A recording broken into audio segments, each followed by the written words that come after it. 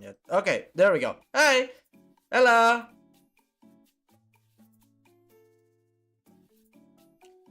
All right, so we're about to react to Helldivers 2 Escalation of Freedom. Hang on, before we do that, I have to test, make sure everything is okay. So we gotta go here. Just make sure everything is aligned right. So everything is aligned right, making sure. Yep. Just gotta make sure everything is aligned right before I call in my friend here. Okay. So let me see. Just got a little bit of spoiler here. A little bit of spoiler here because I gotta make sure. Oh yeah, that is hella misaligned. So I'll just I'll realign that.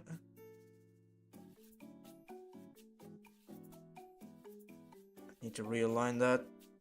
There we go. So you guys can see. Yep, there we go. Right. That should be it. I'm just gonna rewind from the start.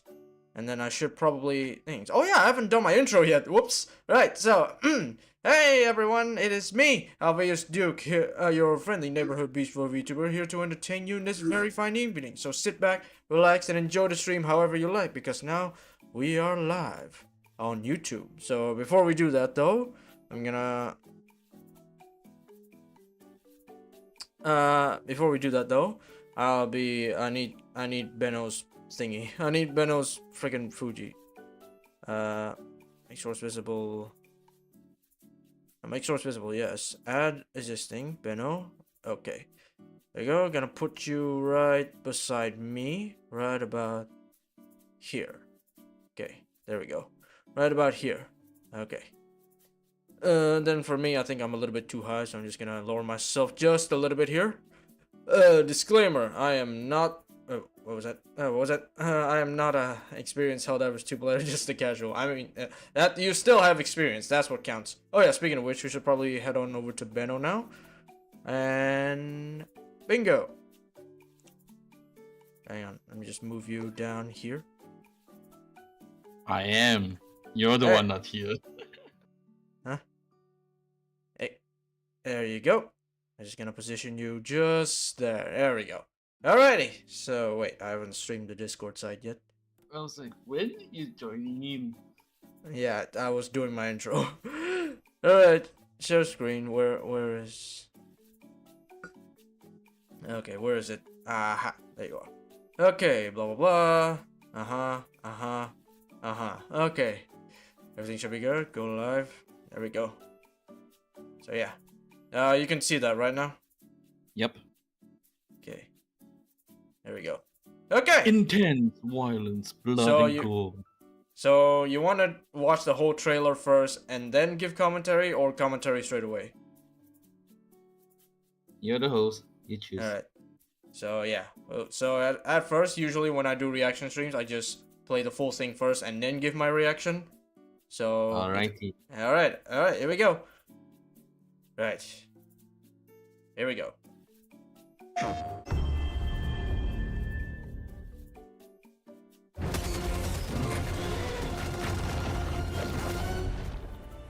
Since launch, we've improved Helldivers quite significantly together with you, the community. We've released a lot of content, such as the flyers. the TCS missions, the destruction of an entire planet. This time around, we've got something special prepared for you. It's our first step out of many, where we're gonna expand the game in big, meaningful ways. New game modes, new objectives, new enemies, and even a whole new difficulty. To give you that, we have to escalate it. An escalation of freedom.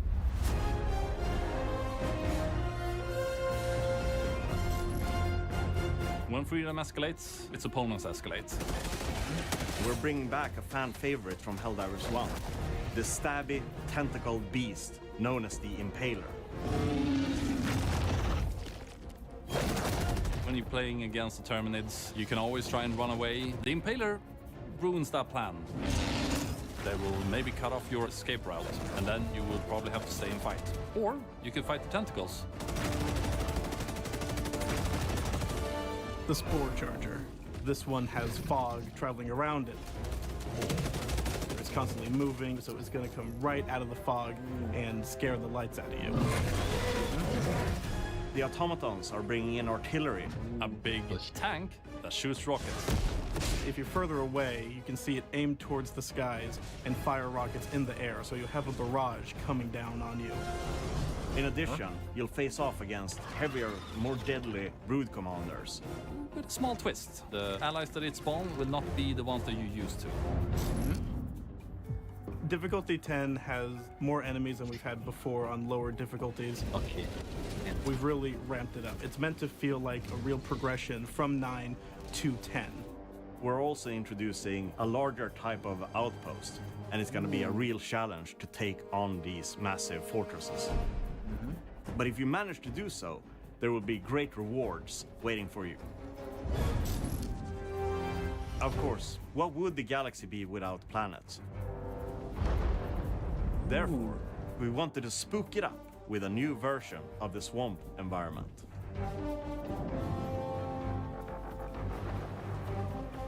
The Acid Storm weather effect now comes with a new mechanic.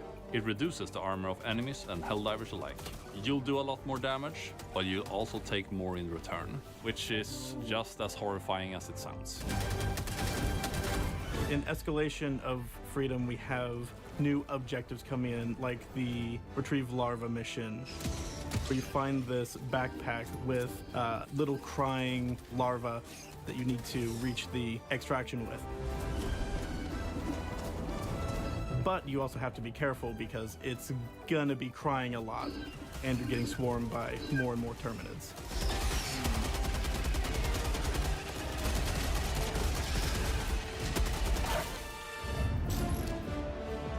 With the Second Galactic War in full swing, Super Earth is currently battling the automatons and the bugs for control of the Milky Way. The Automaton Legion, they are constantly building bigger and worse war machines. The Terminids' migration patterns seem to be changing. There's also been some irregular readings of the Terminid spores in the various sectors where the Terminids are spreading. And we will see where the story develops from here.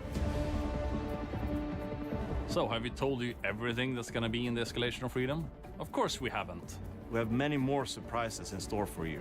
A surprise here and there that you maybe didn't expect. On August 6th, I'm ready to dive, and I hope you are too.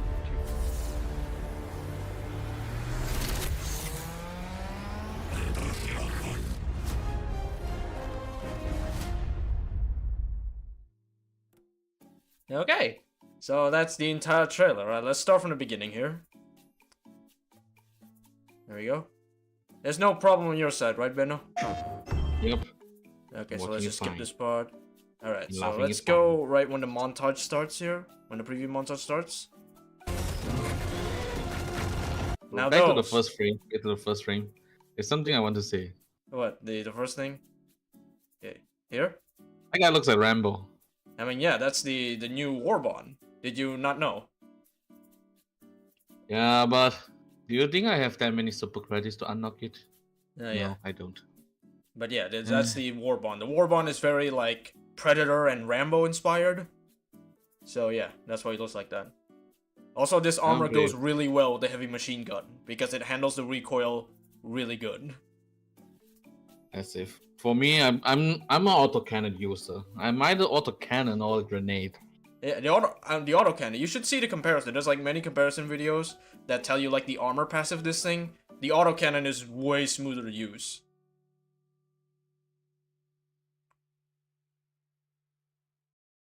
Alright, so let's continue. Okay, now when I first watched this trailer, the moment those tentacles show up, you know the meme with Leonardo DiCaprio like pointing at the screen? You know that one, Beno? This is it. Huh? This is it. Yeah, there you And go. to be honest, no, I'm Yeah. not that well versed in memes. But yeah, I I know basically some just popular ones, but, when I don't first know saw them. this, right? When I first saw this, I immediately pointed to my screen, like actually physically knowing what those are. Like I blurted out the words, "Those are impaler tentacles," and I was right. So yeah, we'll get to that. We'll get to that later. I'll tell you all about the impaler, cause oh boy. Yeah. Since launch, To be honest, I can already see myself dying a lot to the impalers. Oh, yeah. Because one, when I'm playing, well, it's my own problem, but I'm very not, how to say, What? paying a lot of attention to the surroundings. Oh yeah, that can happen. That honestly is like one of the things about Helldivers is that it makes you sometimes lose focus on what you're going. Like in Helldivers 1, that is an issue, because sometimes I lose track where I'm aiming and accidentally dome my teammates. For me, every time, like when I move, sometimes I keep looking at the front, and then here's things like from the back, from the back, from the front, from the back. Yeah. I mean, yeah, that's Right. the thing, is that you get surrounded really quickly. That's just staple Not to of Helldivers. mention Huh? that ever since that there's flyers, I'm getting surrounded even more often. Yeah. Because when playing this type of game, unless you're a War Thunder player, I feel like you don't really look at the sky. Yeah, true. It's basically like almost everything. Humans just don't have the instinct to look up. That is an actual scientific fact. And a very sad fact that will keep killing me. Yeah. Alright, let's continue. improved Helldivers quite significantly together with you, the community. We've released a lot of content, such as the flyers, the TCS missions, I hate the automaton one. the destruction of an entire Were you part of this event? Were you part of the Meridian mission? Yep. Oh. Man, Though I wasn't there when the planet struck, but I did help contribute Oh. a bit to the mission. Yeah, that's gotta be glorious to see. Because when the planet struck, I'm sleeping. Oh yeah. But I think you can like if you log in, you see the cutscene anyway, right? It doesn't have to be like That's the pro. You can see the cutscene, but it's different seeing it. It feels seeing like you're it seeing like recording actually rather happen than for the first time. Yeah. Yeah. But you know, the one thing I've always liked about the detail, if you visit the black hole, is that you notice that the space around you is completely empty. So, like, look at the windows, right? The windows, you don't see even a star, right? Yep. Yeah, that's what I really like about the details, because yeah, a black hole just consumes everything around it. So that's a really cool detail that they added in, that there's nothing around you. So technically, I'm not sure if this is a black hole because I mean, it's black hole-like. It's basically like a man-made black hole, so yeah. But still, nice, really nice attention to the detail that the devs added I'd there. rather say it feels more like a wormhole than black hole, Yeah, to be honest. but again, attention to detail is really cool. entire planet. And then we This time have around, like we've I got feel like something- this could be go back a bit 1 second, Okay. where we see him looking Yeah, here. the 1,000 yards there. Yeah. the 1,000 Hell, that yards was there. version. Oh, trust me, Beno. The black some- holes there. Yeah, if something comes out of that, you're gonna learn PTSD real quick. Because the third faction, let me tell you about the third faction you fight in the first Helldivers. They're no joke. Like, I fought them last night, and boy, never underestimate those guys. Ugh. Alright, continue. around, we've got something special prepared for you. It's our first step out of many, Okay. where we're gonna expand the game. Do you play on the jungle planets? Not a lot. But you have played it before. Yes. Oh. Alright, continue. Pretty laggy. Big meaningful ways. If I New game try to modes? stream on it. Okay, now this one, right? You know what's interesting about this Yes. like new game mode here is that there's always been a theory that the automatons are not fully cybernetic. You know those theories? Do not trust most of them. Yeah, but might be- it's true. There Basically, might be propaganda. oh yeah, but basically, right? If you want to know the history behind the automaton faction, is that in the first Helldivers game, you fight the cyborgs, which is the prelude to the automatons. Now these guys were, well, as cyborgs, they were still organic, like partly organic, and then the automatons are fully cybernetic. But this like screen cap right here, like basically confirms that the automatons are still partly organic. Like they're running off of organic matter as their power source, which is both terrifying and really cool at the same time. I feel like it should be more on the terrifying because now we know that dead civilians are being turned into automatons. Few. Yeah. But yeah, that's kind of metal, not gonna lie. New game modes, new objectives, new enemy. Now this one. Oh boy. Do you play the bot front, Beno? I play on the bot front. Okay. So, how annoying are the rocket enemies? Like, honestly, tell me. Well, all I know is that this guy previously doesn't have rockets on the side, so Yeah, but I'm yeah, going but to this be is pretty this is basically right. This is the upgrade to the actual full-on ATST, because the first one, right, was more of the ATRT, which is like the Clone Wars version. You know Star Wars lore, right? nope. Okay, so basically in Star Wars, right, before the Empire there were the Clone Wars, which is what you see in the prequels, and they use basically a lighter version of the ATST, which is the ATRT, which leaves the driver exposed, but the trade-off is that you are way faster. So this is basically that. Like, this is an upgrade to the Scout Strider, which is the ATRT, to the full-on ATST. Yes. And if you actually look closely, right, you can see that the driver is now fully encased rather than exposed. So, Previously, this one the back is exposed. yeah, exactly. So this one, because it's an upgrade, the driver is now fully encased. So you're gonna have to go for the legs or basically anti-tank weapons. I'm dead. Yeah. But honestly, I think the way I'm seeing it, right, you can take out the rocket pods because you can take out any weapons. Normally in this type you can actually take off the limbs and stuff, but I don't think I have the skill for that. Yeah, but basically, I think using the AMR, I think using the AMR would do the trick. Like you can take off the rocket pods, leaving it only with the regular guns. Using AMR is really dead. I'm not What? used to AMR. Yeah. I I tried heard using AMR, it's it's a bit fixed harder now, to I aim. believe. The scope alignment is Hmm? now fixed on the AMR. Either I haven't played the AMR for too long, or Yeah. I'm so bad at AMR that even though it's buffed, it still can't save me. Yeah, but I think the autocannon would just do just fine. Just take off the rocket pods, and it's basically just a Scout Strider with no exposed driver. Or you could just go for the legs. To be honest, I didn't feel like this one going for the legs might be faster. Yeah, So there should be a weak point. yeah. Again, the weak This point should race. be the... I mean, if we're going based off the Scout Strider that we have right now, the weak points of that is the legs and that part in between it. Basically, the driver's seat. That is also vulnerable to, I think, medium armor pen, if I remember correctly. And yeah. So all of it doesn't matter if I suck at aiming. Yeah. You gotta get better at aiming then. Alright, let's Skill continue. issue.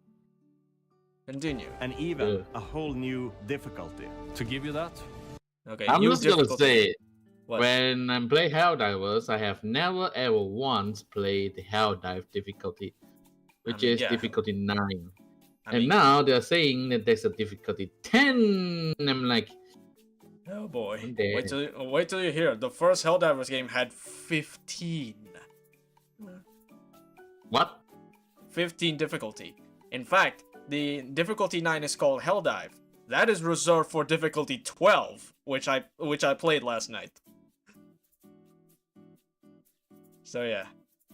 So if they're gonna continue the trend, there's probably gonna be 15 difficulties. I mean, if I remember correctly, right, the first difficulty, difficulty 1 in Helldivers 1 is called a dive in the park, which is a walk in the park. 2 is very easy. 3 is easy. 4 is medium, I believe. I forgot. And then 5 is challenging. 6 is very challenging. 7 I forgot because I barely play difficulty 7. 8 I also forgot. 9 is I forgot as well. 10 is, I believe it's called, 10 is like an exercise in futility. No, that's 11. 11 is exercise in futility. 12 is Helldive. 13 is, yeah, 13 and 14 I don't play, but 15 is called the Inner Circle of Hell. So yeah. Well, for Helldivers 2, it's trivial, easy, medium, challenging, hard, extreme, suicide, impossible, and then finally Helldive at 9. So I'm guessing 10 is gonna be like, I don't know, actual hell or something. I don't know, I feel like they are going to maintain that the difficulty will be 1 or 2 words. Yeah. Yeah, again, actual hell, that's two words. Let's continue. Let's continue. We have to escalate it. An escalation of freedom. I like the deadpan stare he has while he's talking about that. Yeah. Honestly, I want to talk about this poster more at the end.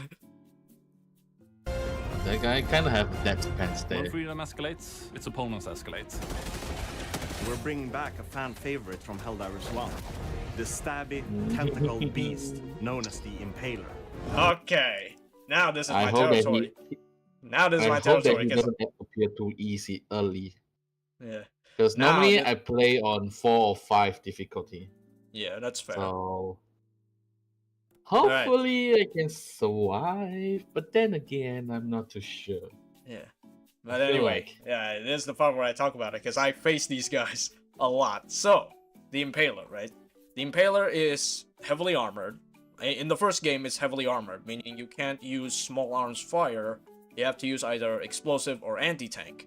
What's unique about the Impaler is that it is the bug back in Helldivers 1. The Terminators are called bugs. Simply, they had the longest range of attack, because oftentimes they would attack way past your camera view. Like, you can't see these guys coming, and then suddenly you got tentacles sprouting up at your position.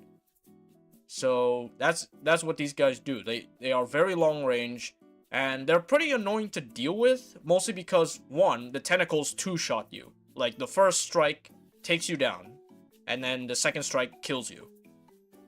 So for the Impaler, is that the mechanic you're supposed to use is that when it burrows its tentacles into the ground, there is a window, well, not a window, but rather it exposes the fleshy bit that you're supposed to aim for, and you could harm it using anything from small arms fire to high explosive, and that's how you kill it, really. So the most annoying thing about them is that these guys are very good at area denial, and in Helldivers 1, the pathways that you traverse the map in is very, very narrow. Like, you're either surrounded by debris, boulders, bushes, or death pits. So it's very narrow, which is why these guys are really annoying to deal with, is because they're really good at area denial. So if you actually... because in Helldivers 2, it's like a huge map. Yeah, honestly, I think Helldivers 2, you have a much easier time to deal with these guys. If you can get away from the tentacles, and... if you can get away from the tentacles... I want to ask, you can how zero hard is the Stalkers in Helldivers 1? In Helldivers 1, the Stalkers are not that difficult, to be honest. Because it's way difficult in Helldivers 2, because you really need to notice the shimmering, otherwise you can't notice the Stalkers. And because Stalkers appear, because we have an open map, they can come from every direction. So I have a feeling that the same difficulty will also be applied to the the Impalers, because you don't know where they can be coming from. Yeah, Sure, you can see the tentacles, but where is the tentacles from? That will be True, the but biggest I question. think you're able to like zero in on its location because you can actually see where the tentacles are facing, and you could like deduce where it's sort of coming from. Like if the front part is facing towards you, then that means the impaler is somewhere in front of you. Just sometimes either close or miles away. It won't be that easy. Yeah, it may I be. have a So feeling again, it won't be that the easy. other reason why the impaler was annoying is because it is never alone. That's a terrifying thing. They're usually backed up by a swarm of other bugs, which is probably the exact same mechanic they're gonna have, is that they're never alone. Stabby, tentacled beast known as the Impaler. We'll just have to see how they decide assign it then. When you're playing against the Terminids, you can always try and run. Also, look at the size of this thing. Like, that is huge. And the factory strider is bigger. Yeah, but the Factory Strider's equivalent is the Bile Titan. This thing is bigger than a Charger, but smaller than a Bile Titan. So, that's interesting. Like, you don't get a proper sense of scale. You don't get a proper sense of scale in Helldivers 1 because everything is top-down. So you never really know just how big you are compared to the enemies you face. But I'm just wondering how many of these will appear at once. Okay, usually an encounter with the Impaler, at most you're gonna run into 1 or 2. Like 2 is usually the most I've seen so far, but I don't know. I never play anything past difficulty like 10 regularly. How many Bow Titans will appear at once in Helldivers 1? If there is a Bow Titan. No, Helldivers 1 doesn't have Bile Titans, so basically Bile Titans are exclusively Helldivers 2.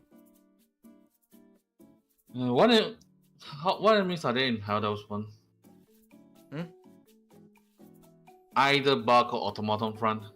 Oh, I think automaton will work because I feel like the cyborgs won't have the same units as automatons. So Yeah, just the bug they front. don't.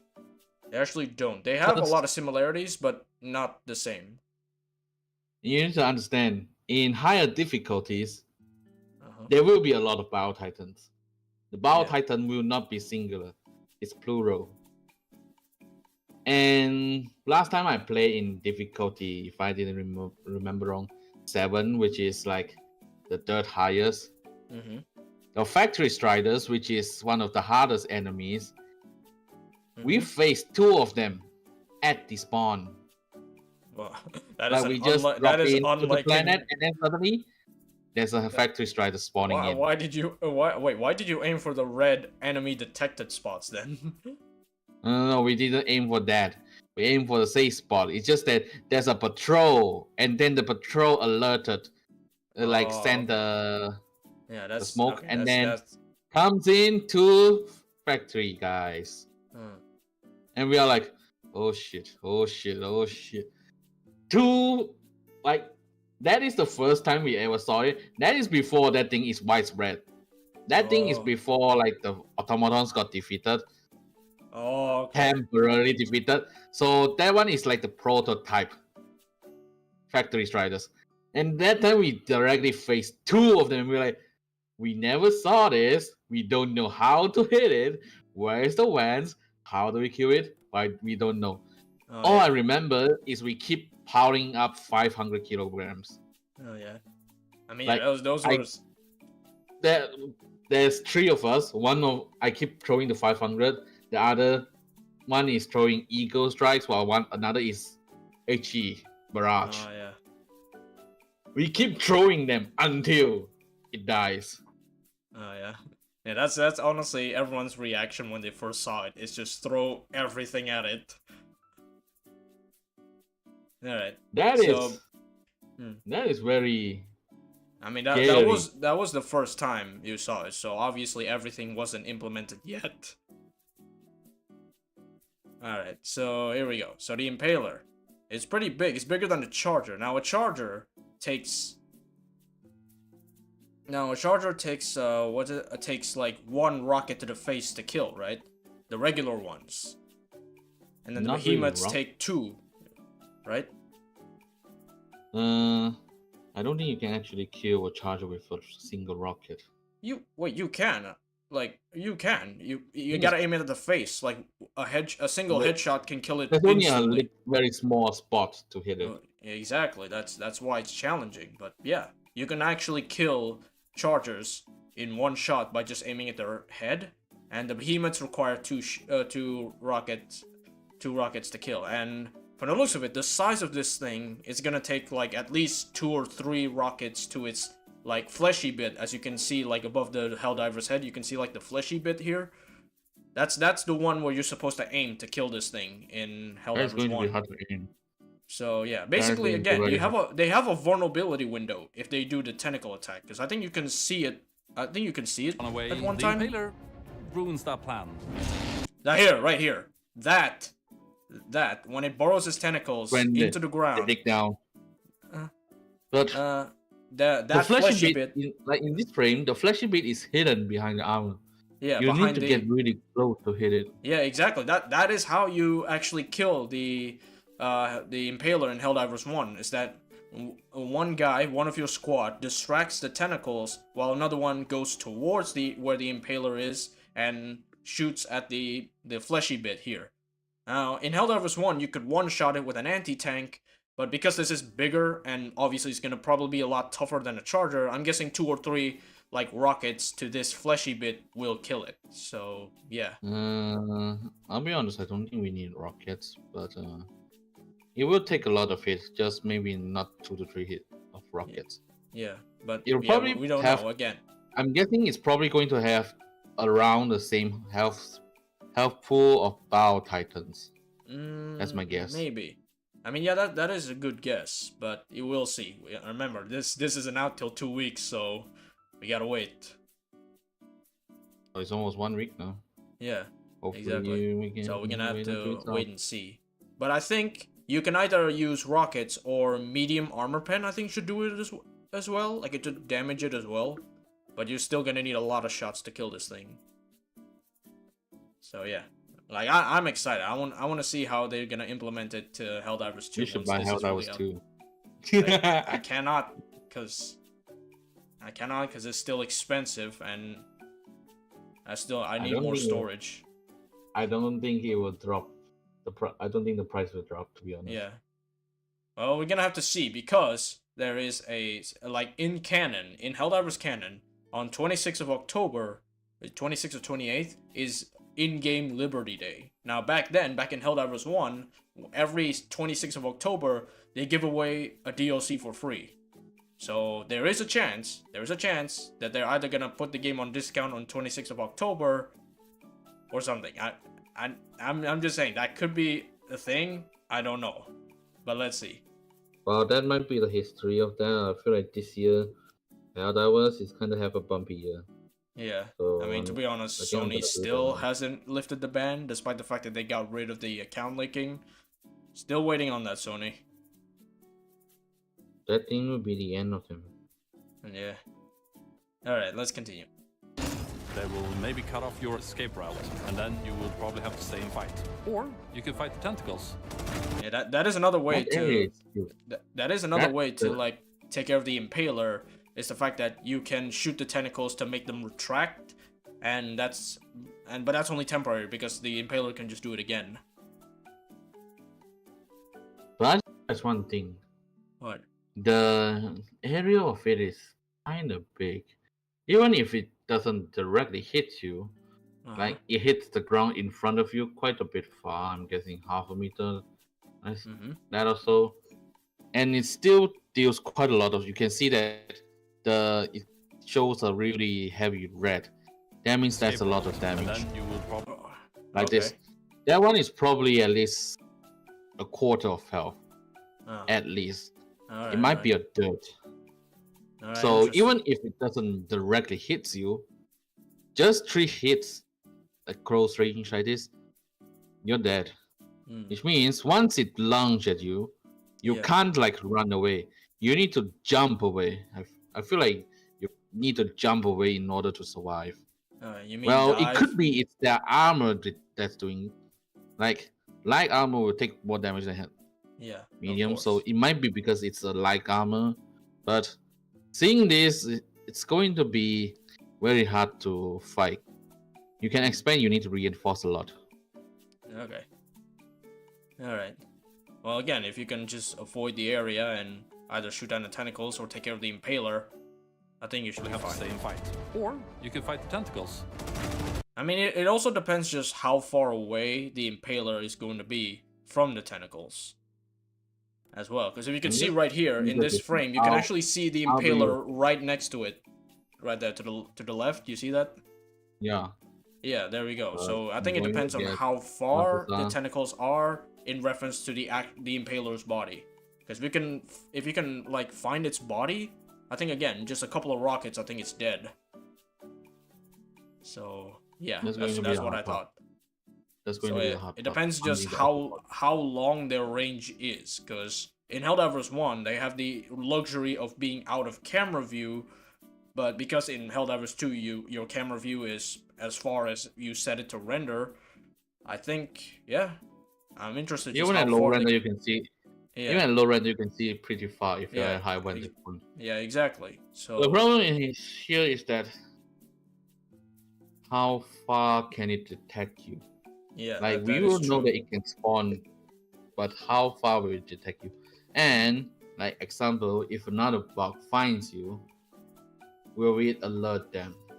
Yeah, I mean that will be the biggest problem. That is how they work in Helldivers 1. If you can alert the impaler, then patrols will be very dangerous, because if a patrol can notify an impaler and they can attack very far, if judging by your previous range, which is out of camera, judging for here, it will probably be at least 1 square tile, the map square tile, and that is very far. Yeah. So that range is also the same range as a lot of like the bow spool, like I forgot the name, but there's one of the bug that spits out the acid stuff. That one can also attack from long range. True. This will probably be similar, if not lower than that, which is still quite far away.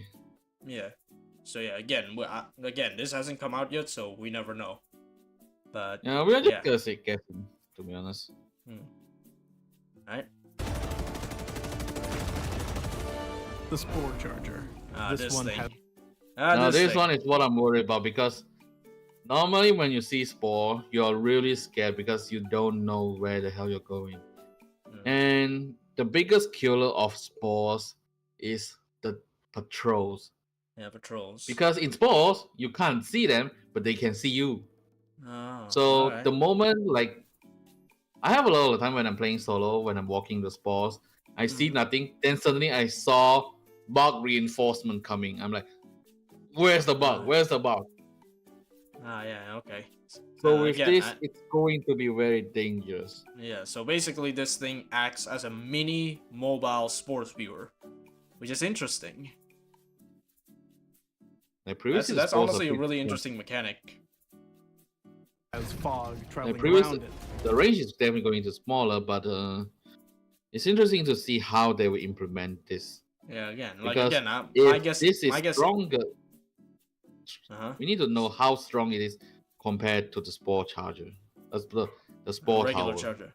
Like I think it's gonna be exactly like, from the looks of it, like it looks like a normal Charger. So my guess is that it has the same health. Just take off his head with a rocket and you'll be done. Now, what's interesting is that there has been a lot of theory, like when the leaks happen, right?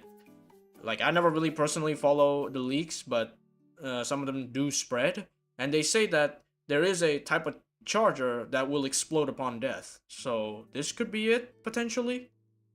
Like you kill it, but it explodes. So don't stand too close. Interesting.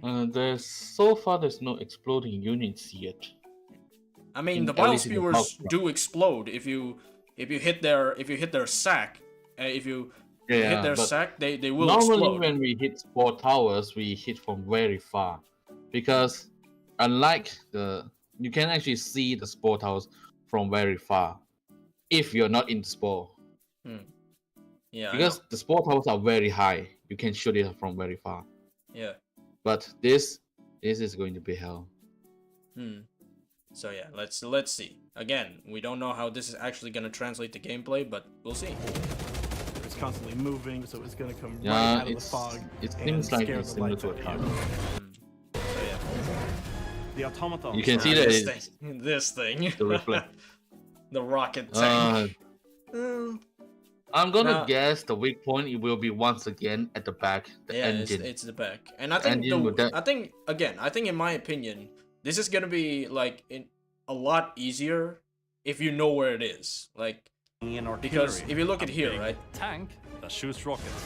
Because its projectiles, as you can see here, is super duper slow, and I think that thing is gonna be like useless if you get like really close to it. Yeah. Well, So I it's think- similar to the normal tank which is available already in the game, because the normal tank, once you're on top of it, they can't hit you. Yeah. But the problem is getting on top of it, like, because the The regular problem is hitting Annihilator. the engine and then getting out of it. That is the problem. Yeah. But normally, if you're on top of it, you will have a way to jump out. Yeah, but the problem with the Annihilator, right? The regular Annihilator and the, well, what's the other one called? I forgot, the machine gun tank, right? The biggest problem is that they can still shoot you at point blank, especially this machine gun one, because the turret spins faster. So, but this one, I think the major weakness it's is not that, fast enough. It's not fast enough to hit you. yeah, You can turn around it and it won't be able to hit you. yeah. Both to the Annihilator and the machine gun tank. They can't Yeah. hit you if you keep turning around it. But yeah, the most dangerous thing about this tank, this new tank, If you're however, further away, is you that can see he it explains aim it towards here, the skies and is fire. that it's gonna have like a super long range, and if you don't know where those rockets are coming from, To be honest, yeah, I'm gonna guess the range of this will be same as mortar towers, which Yeah. in itself isn't too dangerous. yeah, we'll And see. again, this one, the fighting, how to fight it, this is basically like a bug, the robot acid spool from the bug. It's the same thing, except Yeah. one shoots acid while one shoots rockets. True. And So they we'll- both will have the same weak points at the butt. Actually, the spewers, like the acid spewers, their weak spot is actually their head. Did you know that? Like, you kill Isn't them it? They are, faster if you. The entire acid sack at the back. It is a weak spot, but it takes actually more ammo if you shoot those compared to you shoot their head. So if you have medium armor pen, go for the head. Like, you only go for like the sack if you have only light pen like weaponry. But if you have medium pen, I think just aiming at the head is way faster. But yeah. I say yeah, this tank, the most dangerous part about this tank in particular is that if you're in a firefight and you're distracted with whatever's in front of you, yeah, that's when it's dangerous. It can kill you. Yeah, that's when it's dangerous, is when it's distracted. But if you single it out, I think it'll be relatively easy. Just throw down a precision strike or 500 kg and that thing's done. Or just move closer to it and throw Yeah, some exactly. grenades. Yeah, move closer to it. Fire But to be rockets in honest, the air, if so you can have move a closer, barrage then you can just shoot the backside. Yeah, exactly. coming down on you. In addition, you'll face off against heavier. New Now blue this is what commander. I'm interested in. Like the commanders, what does it mean? I mean, this Because is basically there is a unit like we got kill stuff that is called the commanders. there is but- actually there is a thing already in the game called the Brute Commander, and it's basically it is showing here, deadly like if we brute go commanders. forward a little bit. Small twist. The allies that it's These guys right here, these guys that are coming to the screen, those are regular Brute Commanders. Do you know that? Yeah. These are regular Brute I'm Commanders, eager and to see how it goes. yeah, these are regular Brute Commanders, and in my opinion, they're a little bit underutilized because they're basically just bigger warriors. They act like bigger warriors. Like, the whole gimmick of them spawning a lot of warriors, right, without summoning a full-on breach, is, in my opinion, underutilized. But now with the introduction of this like stronger version of the Brute Commander, things are gonna get much more interesting. Because the thing about it, there is a Brute Commander in the first game. Deadly brood commanders. Those guys don't really have a mechanic other than they're super duper tough to deal with. But this is interesting because this black with like the orange accents is the exact color of the Brute Commander in the first game. Wait, let me show you what they look like in the first game. Let's see. Going to be interesting. That's all I know. So yeah, the fact that they're actually implementing the style of the first game into this one is really interesting. Like, I can't wait to see what it is like lore-wise. Wait, let me. I can't wait for you to buy the game so I can play with you. Exactly. I'm gonna wait for it on discount, or I finally get a job and get some money. Probably it's going to be during a discount. To be honest, I'm. Yeah, again, or either I finally get a job and get some money. Let's see. Brute. Let's see. Let me show you what the first game's Brute Commander looks like. I'll send it in the thing. I'll send it in the collab text chat. All right. Let's see. Where's collab chat?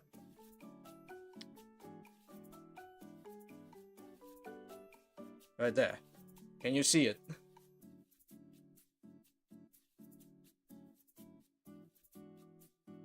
Yep, it's definitely similar color. Yep, I told you. The reddish black. The reddish black. So hang on, let me just show off what the blackish red. In my stream. Let me just show what it looks like in my stream. Reddish black, blackish red, tomato. Yeah. Okay, let's see. All right, let's see. So for those of you in chat, if you don't know what I'm talking about,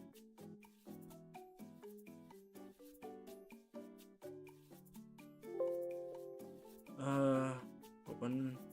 There we go. Right, here we go. So this is what the Brute Commander looks like from the first game. So if you can see the similarity between them right here. So this is really interesting because in lore, right, I'm talking about lore here, the Terminids are a result of genetic engineering. So basically in canon, after the first Galactic War, the bugs are basically rendered extinct. But because the bugs produce E710, which is basically space oil, they kept some alive and experimented on them and genetically modified them to make them more passive, less aggressive than their iteration, and produce more E710, which is basically what the Terminids are in modern day. So it looks like, from the standpoint here, the bugs are going backwards. They're reverting back to how they were, slowly, to how they were in the first game, which is interesting. Really interesting. Alright, let's continue. With a small twist. The allies that it spawned will not be the ones that you used. Okay, so we see that it summons the normal Brute Commanders. Is it? I feel like it's darker. It might be the lighting, but it looks darker. I mean, yeah, their default color is black.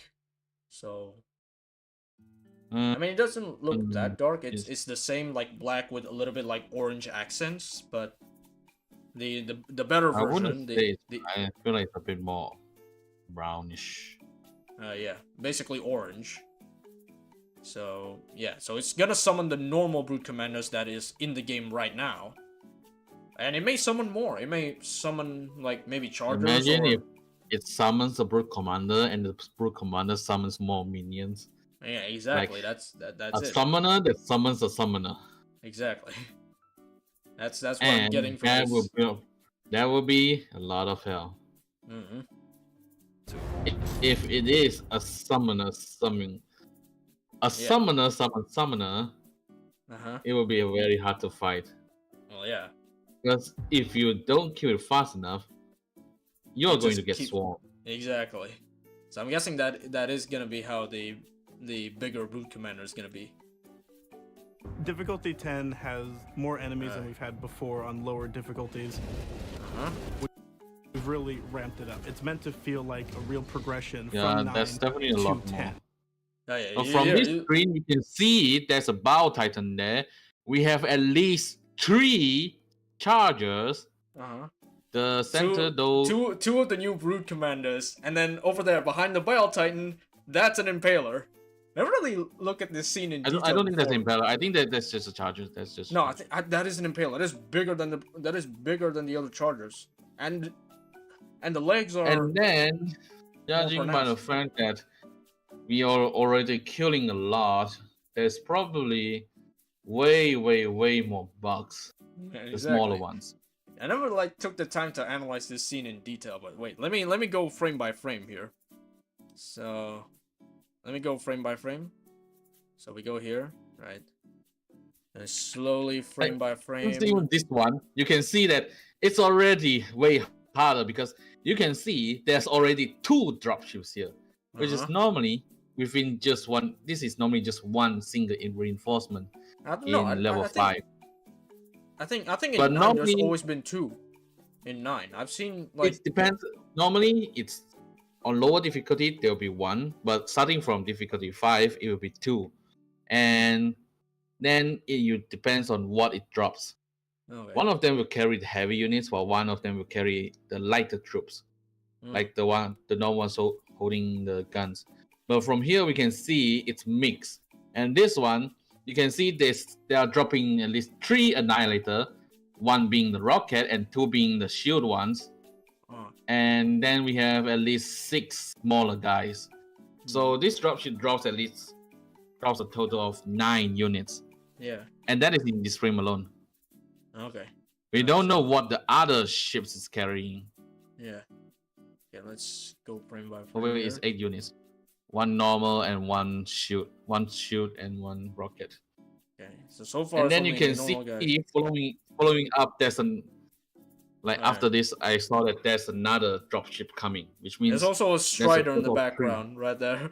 If you can see, there's like that guy. Yeah, there's a Strider in the background there. It's absolute chaos. This is basically the bot front in a nutshell. Okay, so going by front. You can see that they're behind.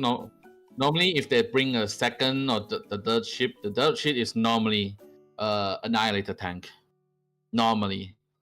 Normal. But seeing that the tank is not visible here, that's probably more Devastators. Yeah, it's mostly more infantry. Which is going to be hell. Yep. Going to be hell. Okay, and then you can see, look at the full army in the front there. I see 3 rocket devastators, 2 normal troopers, 1 scout strider, and 1 scout strider. That is a lot. By the way. And this isn't the worst part, because do you see the structure at the background there in the middle? That's where the gun is pointing there. That's an airship factory. Oh, that's bad. Wow. You're fighting all of this, and then soon there will be airships coming. Okay. So again, I've never seen this in detail before, but that is a lot. Man, that is. Yeah. Normally when we use this. Okay. So from this frame alone, we can see the Bow Titan, and staying in the most front, that one in the center of the screen, that one is definitely normal charger.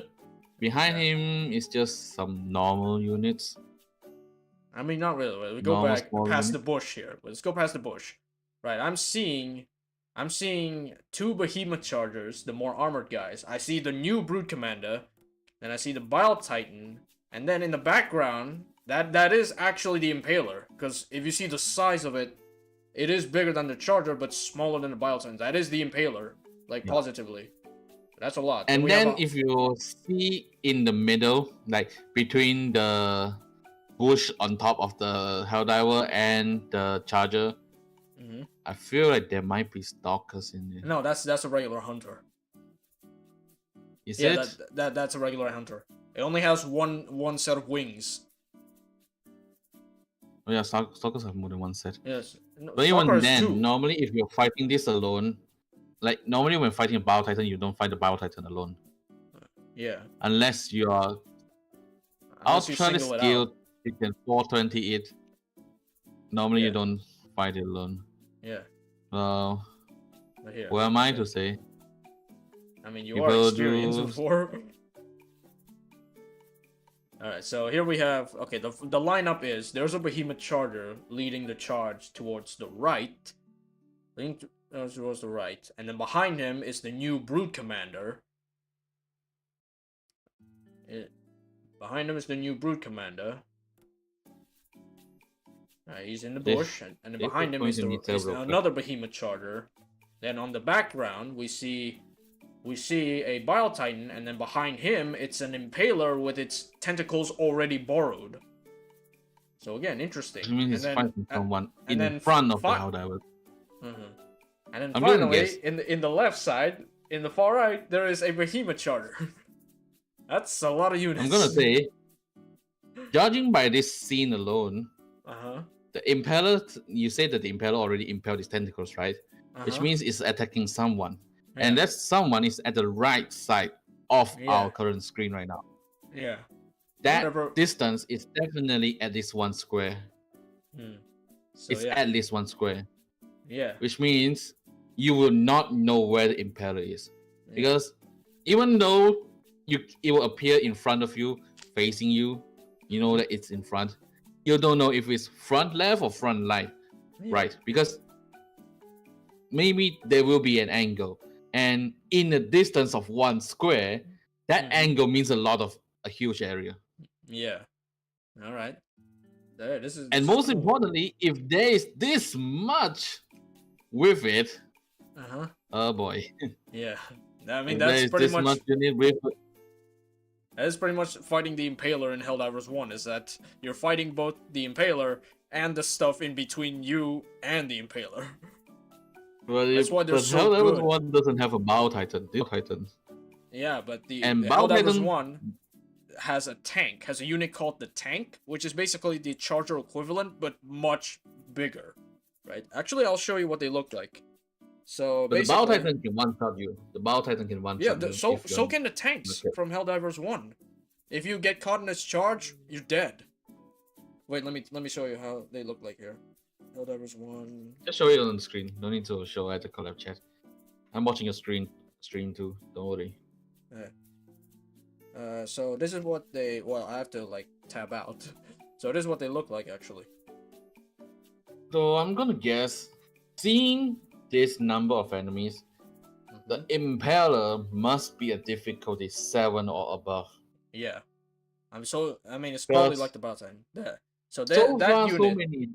At least so far, all of the screenshots tell me it will appear where Bow Titans appear. Yeah. And it will appear where there will at least spawn 2 chargers, which means it definitely won't be 5 or below. 6, maybe. Yeah.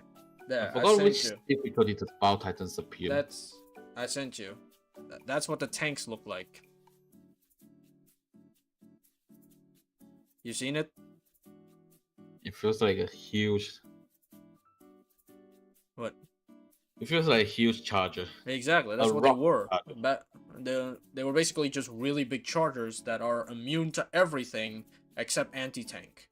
And these guys one-shot you if you get caught in its charge, so... Yeah, that's pretty much our Bile Titan equivalent back in the day. It will appear in 6+. Yeah. Unless you're elimination, then it's an elimination target. It's its own special mission type. It will be 4. But saying this, it's not a target, which means this is a 6+. Yes, it is 6+, definitely. So, and with so many bugs, I'm gonna say 7+. Yeah, most definitely. I mean, they say this is about difficulty 10, so I'm guessing this is difficulty 10. And if you actually see, if we move forward a little bit, you see a second, we see a second Brood Commander. And a third Charger. Oh wait, no, that's the previous Charger. There we go. We can see two Brood Commanders, 3 Chargers, I'm one in the front. Guess this guy that is charging in front of it will die soon. He'll definitely die. Yeah. Unless he throw a lot. He's somehow able to spam 400 kilograms. Which we know is not possible because there's only 1 Pelican. Yeah. So yeah, this is interesting. So again, 3 Chargers, 2 Brood Commanders, 1 Bile Titan, another Charger in the back, in the far back, to the left, and an Impaler. Man, this is This is really interesting. This is Also, going I down. noticed that the Impaler's legs, if you look closely in the background, the Impaler's leg has that orange glow that you get if you expose a Charger's leg. Meaning, the leg weak spot would work on Impalers as well. Ah, interesting. Interesting. Very That does interesting. make it slightly easier, but the problem is, the problem in this one will forever be how do we get close to the Impaler? Yeah, that's the challenge, which is why, again, the challenge is that, like, traversing the map with Impalers active is gonna be quite the difficulty. So, interesting. All right, so I think that's it. Here we go. The new fortress. Fortress. Yeah. This one will also be a huge difficulty because even the previous, the hugeness, is knowing it covers a huge area, so it makes it very, very hard to fight already. Okay. And now with this, I don't want to imagine. We're also introducing a larger type of outpost. We see the bugs on screen right now. I see 2 Behemoth Chargers and 1 Bile Titan. And I see a Hive Guard down there. Pretty much 6+, you will see Bile Titans everywhere. Yeah. And it's going to be a real challenge to take on. Ah, yes. Here's the Automaton version, which has a Watcher Tower. And yeah, that's it, really. Wait, hang on. Hang on a minute. They have the Eye of Sauron. Though, if the huge fortresses each will have one of these, it will be a huge pain because I don't think Helldivers 1 have this one, right? Okay, I'm back. Does Helldivers 1 have this structure? What? The detector? Does it? What? Does Helldivers 1 have the detector? The one no. showing? No, no. There is, like, basically enemy fortresses only appear on certain missions. And you basically just drop in a hell bomb and call it a day. No. The structures. The structures, they don't. No, there isn't really any special structures in Helldivers 1. Helldivers 1, all your fighting is the actual enemy units. Because in Helldivers 2, the tower is showing back there. It's one of the missions. Because one of the objectives, you need to destroy that tower. Okay. And that tower is hella hard to destroy. Because unlike most of the bug structures where most of the time you can just auto cannon from very far away and it just poof goes away. This one, you need to drop a hell bomb on it. Oh, okay. I mean, that would make sense. You need to drop a hell bomb on top of the detector. Well, to be honest, this applies to most automaton structures except the factories. Yeah. Because the factories have vents that you can throw a grenade in. Yeah, I know. The detectors, you need hell bombs to destroy it. Oh, okay. So if every fortress have this single thing, it's going to be hard because that thing acts like a patrol. It calls enemies on you. Yeah, I mean, yeah, that's what, I mean, I would assume that's what a detector tower does. And by calling, it means constant. Yeah. And you will notice once it found you because its light will always point at you. Oh, yeah. And all nearby automatons will now focus on you.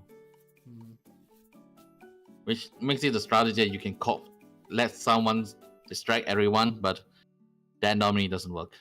Okay. So the most viable strategy is just either hide or charge straight in. And judging from this scene, I'm seeing at least 3 fabricators. One at the most front, one behind, right next to the fabricator, and that's it. Yeah, it's very hard to see here. There's also a lot of walls. Like that's the worrying thing. The fabricators are easy to find because you can see the structures with vents. Yeah. Like at the front, that one is a fabricator. I think all fabricators look like that. So Also, I judging think from this, I think the challenge from the fortresses is the walls. You have to go past the walls to destroy anything. no. You can't just like shoot over it. You have to go into it. And I'll just say one thing. Uh-huh. This doesn't look like a fortress. This just looks like a detector base. Yeah, we'll see. Maybe it's because there's no enemies around. No. This looks like a detector base because a detector normally have 1 or 2 fabricators near them, and it's in a wall, and it looks like this. Yeah, okay. Well, not so spread out. This one looks more spread out than the normal detector base. Yeah. I mean, I think one of the reasons why it doesn't look like an actual proper fortress is the lack of enemies. Like, where's the regular guys patrolling it at all times? But we'll see. I don't think that matters too much because But if this you one manage might be to do just so, for like there will be great filming rewards purpose. waiting for you. Now this one, what exactly does this mean? Why is he holding a bot head? the left one. That one is a broken detector tower. They Oh. just broke the base. They broke the base. So they say that if you manage to take The down left- a fortress... You see the structure on the left, the broken Yeah, one that looks yeah, I broken. know. That's a broken detector. Alright.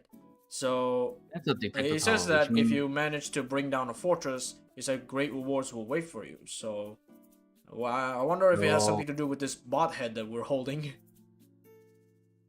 It would be cool if you can hold a bot head. Yeah, exactly. Like like in the ship, there's like a trophy room, and you see a wall of these. That'd be so cool. Yeah, let's see. Of course, what would the galaxy be without planets? Alright, so they changed the jungle map to look darker, which would be... This one is swamp. It's This one is swamp. swamp. Swamp is Oh, different there's from jungle. two different like maps with trees. Because I've been calling like the one with trees the jungle planet. Jungle and swamp both have a lot of trees. It's just that one have more water. Alright, Or so one the swamp. So the swamp map gets like I would say an overhaul, but basically it looks a lot I would darker. say if the swamp map looks like this, it will be pretty creepy because Yeah. normally from the previously when I play on a swamp map, it's even though it says it's a swamp map, it's still pretty bright. Hmm. But So if it's like this, where it's like foggy as hell, Mhm. it's going to have a lot of stress. I Yeah. probably won't play on Swamp Planet anymore. But yeah, but the thing is though, right? According to do you have Stratagem Hero on your ship? Stratagem Hero. You know that arcade game where you train stratagems? I am not a super citizen. No, you're not a super citizen. So basically, in that game, there is a stratagem that's currently not in the game called I believe the orbital illumination. So that means possibly they implement this in this update. So it basically shoots a really a bright flare at the map that lights up your view. So it could be implemented with the release of this new swamp map. That'd be interesting. That's a hidden one. So Therefore, might be useful in this we one. wanted to spook it up with a new version of I mean, look how dark it is.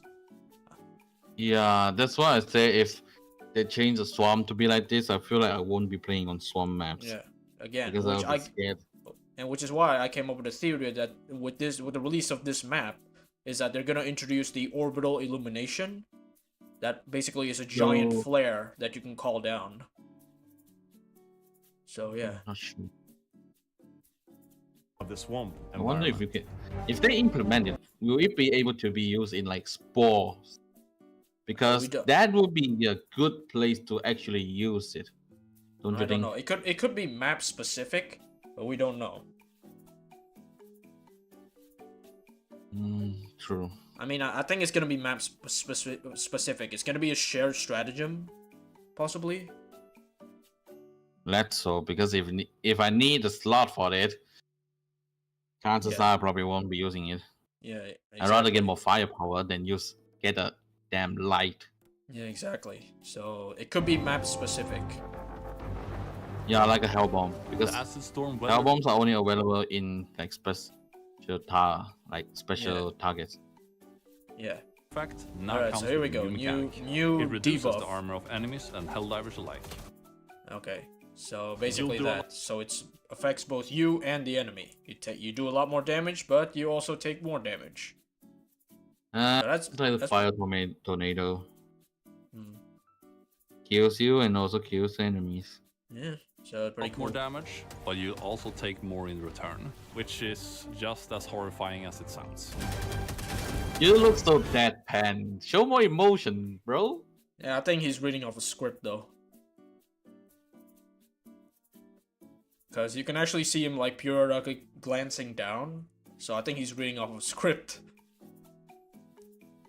I mean, sure, people read off the script, but you sound like a robot. You sound like an automaton. I mean, that's the effect you get from reading scripts, is that your delivery is not as good as improvising and memorizing the lines.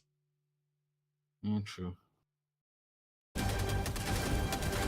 In Escalation of Freedom, we have new...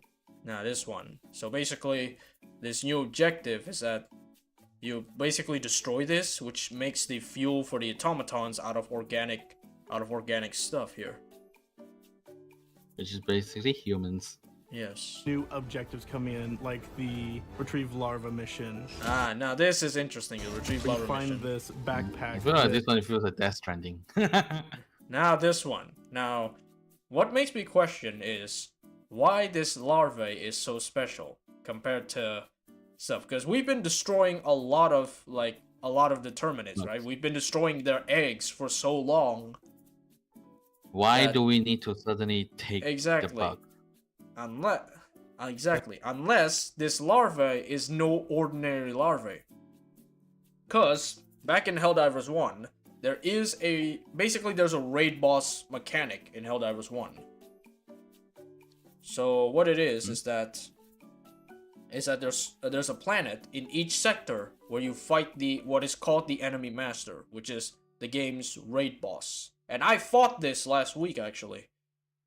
Let me show you. The bugs have something they like to call the Hive Lord. Wait, let me show you what they look like, because these guys look absolutely awesome, like visually. Let me show you.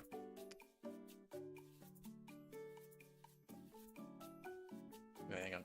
If I could just paste. There we go. There. Look at that. You seen it, Beno? Yeah, isn't this like we saw this before in bug planets where they lay down there as corpses? Exactly. But what if those are not corpses? But rather molted exoskeletons. Ooh. There we go. There we go. Right, so wait, let me show the chat what I'm talking about here. Just so they can get a perspective on what I'm actually here. So, what they are is that this is what the Hive Lord looks like. That. Which is basically a giant sandworm that you fight. So, what if the larvae that we are extracting in this mission is basically a baby of this? Which is why they're so special. Like, why does Super Here Earth... comes the second question. Why aren't we killing it on sight? Exactly. Like, we've been killing their eggs for so long. Why is this one special? And yeah, the answer, it's basically a baby version of this. And if you look at it, if we go further here, why would we need to take the egg of that? Yeah, exactly. Larva that you need to reach the extraction with. But you also have to be careful because it's gonna be crying a lot, and you're getting swarmed. So yeah, why are the bugs so adamant about protecting this particular larvae? Unless again, it's something special. Chances are it probably is like you said, it's a Hive Lord, Hive Lord baby, or a Hive Queen baby, or whatever close similar to it in this game. But all I ask is, why are we not killing it on sight? And my guess is that they want to study it, because remember, the bugs were rendered extinct back in Helldivers 1. And this would include Hive Lords, but we haven't seen one yet. And throughout the second Galactic War, we haven't seen one yet, so I'm guessing is that they want to study this thing. Like, how did a Hive Lord suddenly appear again after being extinct for 100 years? Now, that'd be interesting, because I think there's 2 versions of the larvae. You see one right here staying still, right? But if you go back if you go back, like, hang on, let me just... I feel like that's just animation. I mean, it could be animation, but it could be something interesting. Wait, where is it? I think it's further back. Like, right here, you actually see it move around in this one. In this particular shot, see? Yeah. It keeps turning around. Exactly. But you also have to be careful because it's gonna be crying a lot. And in here, it's completely still. So, we don't know. I feel like it's animation issue. Yeah, Because okay, yeah, it could be just animation. It's staying so still. Yeah.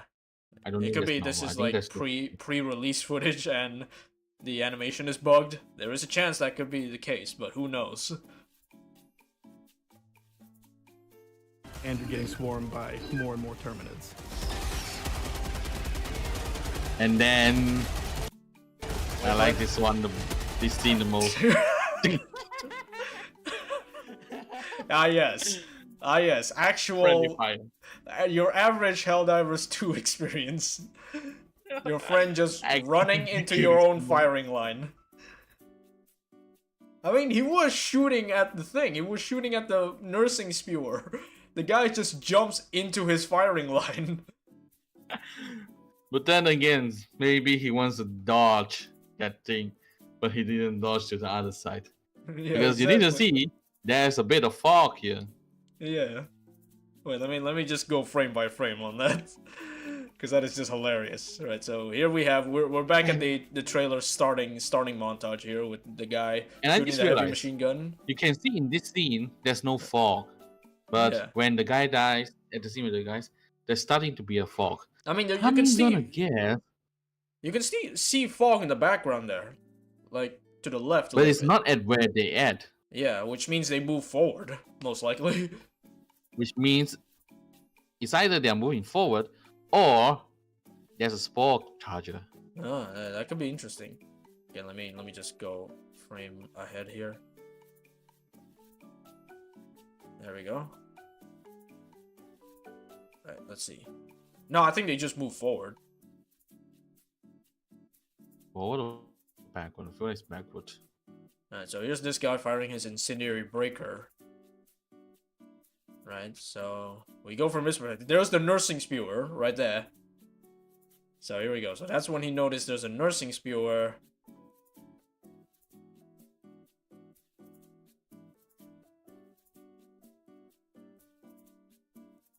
Alright, let's see. Oh, look, the larva moves again.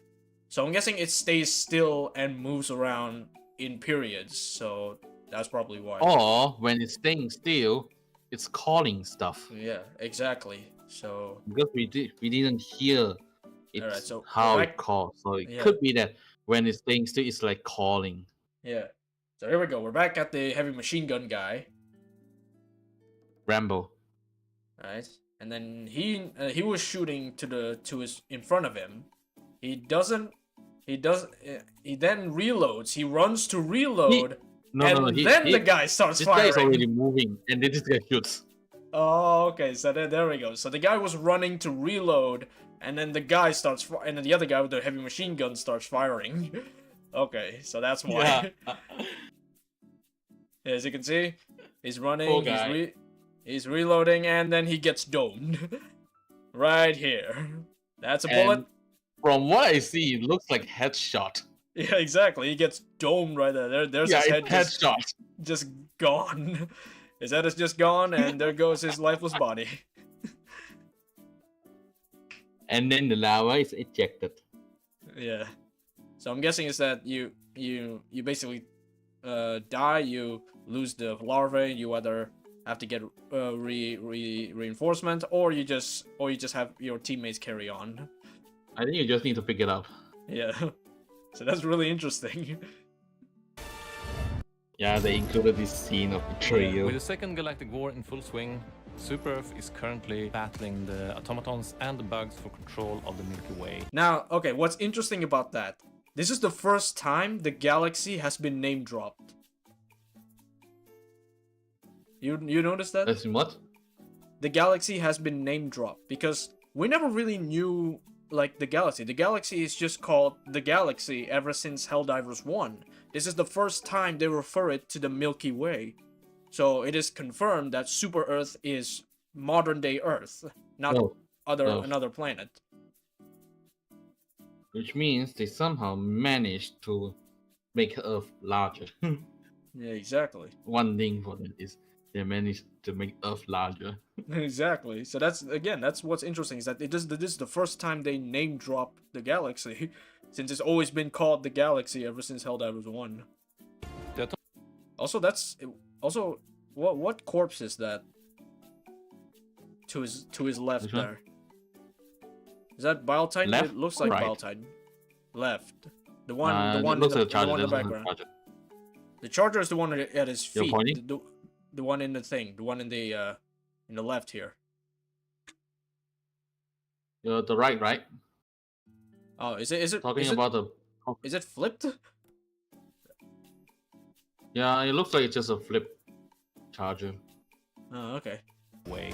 Or The it could be a Automaton flip Legion impeller. are No, Constantly that is way too skinny. building bigger and worse. This one is warship. normal. The Terminids' migration factory patterns strider. seem to be changing. There's This also is normal. been some irregular readings of the Terminid spores in the various this sectors thing. where the Now that again, This is that definitely a hint. that this that is is a definitely hint, hint. That is a isn't it? hint. Like my guess, two things: either that's signifying more new enemy types, or the Hive Lord is coming back. You guys are not prepared for Yeah. that one. I No. fought a Hive Lord last week, and it's pretty hard. But then So, again, you can't say that we aren't prepared because statistically, there are always more people on the bug front than on the bot front. yeah, true.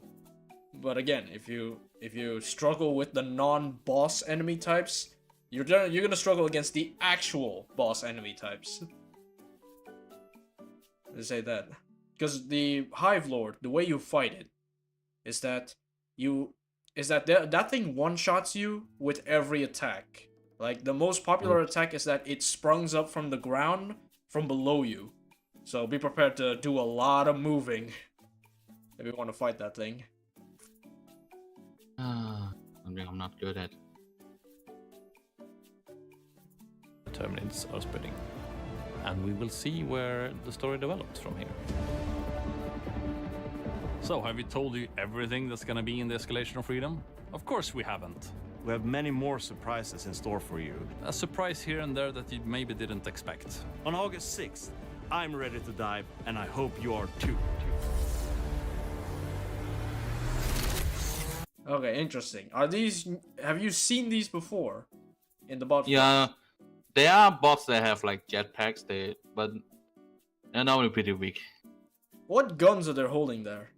Like the guys in the back, the two rifles. Yeah, this Those is their machi- normal guns. Is These that are the new? normal guns. Is that new, No, or no, is that not new? Not new. okay? Not new, but I think there's gonna be another variation of these jetpack guys because they look different. Like the jetpacks. Like, Jetpackers normally have two weapons. One is their normal laser charger, and one is swords, like blades. oh, blades. Like these guys aren't bladed, so those things are either machine guns or sniper rifles, which is interesting. But there's also this like leader guy right here in the front. Like this guy. You seen these before? I feel like this is kind of similar to the old ones. Don't think there's a change. Alright. It's very interesting. I think the jetpack is new though, because that's definitely a new look to the jetpack. Because they look way more like armored compared to the jetpack we have now. Which means they might not be that easy to kill. Yeah, and which means they're means new it as will- well, so that's interesting. I'm not sure. Also, this poster goes really hard. I want this poster. And people are talking about one thing. You see the What? top right, top left, top left. Top left, yeah, The flying thing. the automaton, like the automaton capital ships. Yeah. Hmm, that's interesting. I saw Reddit. People are saying those are the first Galactic War destroyers. Really? Wait, hang on. Wait.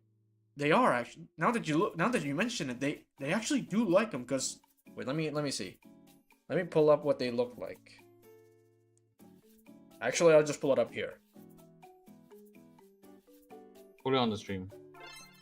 I'll just pull it up here. Because the new ones, they have like two frontal parts. Hmm? Wow, Yeah, the let's hell, see. people saying it looks like the Helldiver one. Let's see. Helldivers 1. Oh, Helldivers 1 Destroyer. Well, that's Helldivers 2. Where's the Helldivers 1? You can see the Helldivers 2, there's two things at the front. Yeah, there's two things. And it's more, at the top, it's more flat. About this one, the front is... Yeah, It's it's not different. showing up. It's only the second game that you see here. Not seeing any of the first ones. But now that you mention it, it does look like the first ones. So that's Maybe interesting. type Helldivers one ship. Well, let me tell that was one ship. I don't know. I'm currently finding it too. Aha! There you are. You There we see? go. The front. Let me, The let front me kind- open image in new tab so we can see the full render. Aha! Here we go. You see? The front is like this. Yeah, It's this, like there's a gun in the front. While you go and see the at the end of it, the trailer, the end of the trailer, yeah, the ships. interesting. So they hijack the old destroyers and make it their own. That's honestly, from a lore perspective, that is actually interesting. So Now it means the question is, how did they get their hands on this? I mean, they invaded Super Earth colonized planets. I wouldn't be surprised if during evacuation or the automatons killing everybody that they left some for them to be salvaged. So yeah, Like that could compare be it to the look at the new ones at the screen trailer. Nine- No, the trailer. trailer. You can see it looks kind of similar. Yeah, There isn't any guns on the bottom anymore, but from the size perspective, still looks similar. yeah, At least So in the again- design wise. yeah. But still, though, this poster goes hard. I want this poster to be a physical poster, and I want it. Or make it, at least, somebody, please, Steam Workshops, make this part of Wallpaper Engine, please. Pretty sure there will be one soon. Yeah, exactly, but this just goes really hard. Like, I mean, if you look at the detail, right? We have Super Earth in the background, and 4 of our Helldivers I holding don't very... think that's above. Huh? It You is can Super see Earth. that one side it looks scorched while one side looks infested. No, I think that's just reflection. I think it's Super Earth. Why wouldn't it be Super Earth? I mean, it'd be Imagine if interesting. that is the fate of Super Earth if either side took control of it.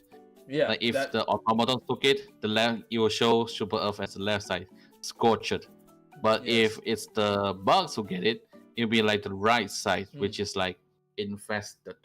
Yeah, but actually that is a mechanic in Helldivers 1. If one of the enemy factions gets, like, takes all of their sectors and made it to Super Earth, then you basically have no choice but to fight them on Super Earth. Just really cool. And if you lose the fight, you lose Super Earth. It just blows up. So yeah.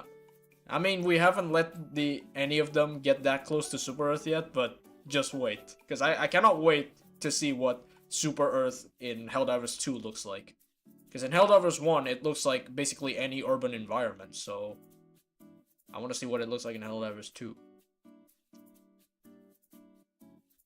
But honestly, again, I just can't get over the details of this poster, because if you look at the Helldivers, one is holding the flag, the other is holding the autocannon, the other is holding a pistol and a orbital or eagle strike stratagem, the other guy's holding the arc thrower, and you can actually, the guy with the autocannon is standing above an unexploded hell bomb. Yeah.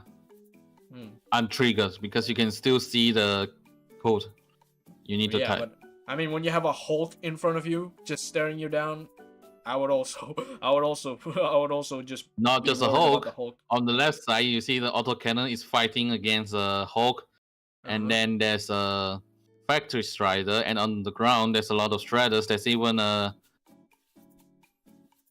I think there's another. That's a Devastator in the front. And then on the right side, you can see obviously there's the Bow Titan, which there are 2 projectiles already coming in. On the sky, there's a lot of flyers. And on the ground, other than the small box, there's also a charger behind there. Okay, no, actually, wait, let me pick it out. So we have a Bile Titan, in which case it's letting out its nasty breath. The flyers at top. We have a Brood Commander, front and center, the regular Brood Commander, not the new one. And we have that's actually an Impaler. Yeah, that's an Impaler. That's an Impaler. Yeah, there's 3 tentacles in front. Exactly, that's the Impaler. That's Which the means Impaler borrowing they're already tentacles. showing the new unit in the trailer screen. Yeah. But showing it here is pretty nice. I understand that they didn't show the new automatons, new units in there. I mean, yeah. Then again, it makes they sense. are probably bombarding from behind, so you probably won't see it anyways. Exactly, it makes sense. The new tank is strictly long range, and the new rocket striders are possibly somewhere in between the mass of automaton bodies down there. But yeah, but still though, I want this to be a poster. I want this to either be a physical poster or somebody in the Steam Workshop make this part of Wallpaper Engine, please. Because again, if you get rid of the text, up top and the text on bottom, that's just wallpaper material right there. Someone would do that already. Yeah, please, Steam Workshop artists, please. Make a textless version of this poster. It would go so hard.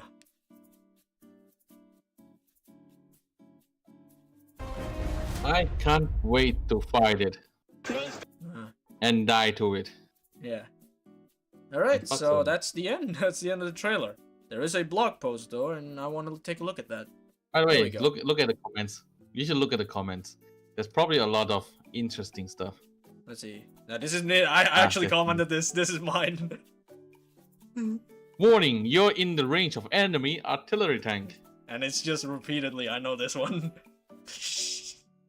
I know that one. Yeah, it's all repeating. Large outpost, you say. 380mm orbital gunners. Finally, a worthy opponent. Because even for now, for the largest one, a 380 can sometimes shoot outside of the outpost. Yeah. So if it's larger than the current largest one, then yeah, it's truly a worthy opponent for the 380. Helldivers available for country, that's Sony problem. Looking like Star Wars on that snowman, exactly, as I've said. Make them scary, as if spawning out them out of thin air every 4 seconds wasn't enough. Yeah. Difficulty 10 missions, in a nutshell, the floor is angry.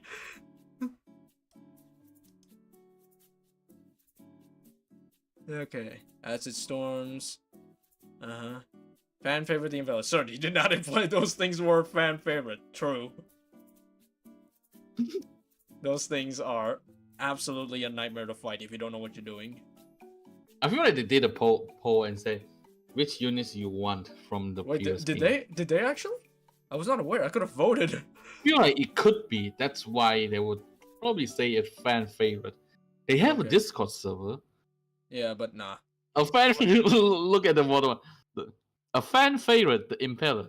That sounds like treason talk to me. Yep, sounds like treason talk. We changed the swamp. My GPU is pretty hot in here, isn't it? True, the performance is gonna be and then of course there's a Sony problem.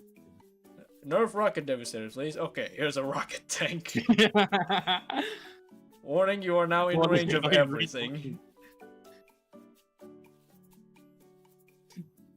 The automatons, the grinding on bowls to make the bread. Helldivers, mortar is a bot counter, and we took that personally. And now we have our own mortars. Now, no, we have our own mortars, but now they're mobile. True. We have addressed the charges spawn rate issues by making it harder to count them at all. Count them all. That said, I really hope this. Really hope that acid train actually has a substantive effect on heavy terminates. That would be awesome to see. CQB mass. Teammate really walking into cover is like too accurate. They are, look at the one above it. They are really out here trying to act like we don't know the Illuminate is coming. Yeah. Oh yeah, speaking of those guys. Right. I haven't talked about them yet, but yeah, those guys, let's just say, if you struggle with any of with either of the two fronts available, the Illuminate is just gonna absolutely turn the tables around because, holy heck. In the Helldivers 1, these guys have both range and melee, and they're very, very strong. Because the thing about the Illuminate was that they rely on unorthodox tactics. Because there's a unit that literally just spawns walls. That's it. Wall? Wall, like an actual wall. Like it spawns this like holographic wall that you can't go through, but enemies can. These guys basically what they would contain. Wait, let me just show you what they look like. No, that was one. That sounds like Illuminate. Here we go. Now these guys, this right here. You see that? Oh, exactly. That exactly. Like these guys rely on unorthodox tactics to win.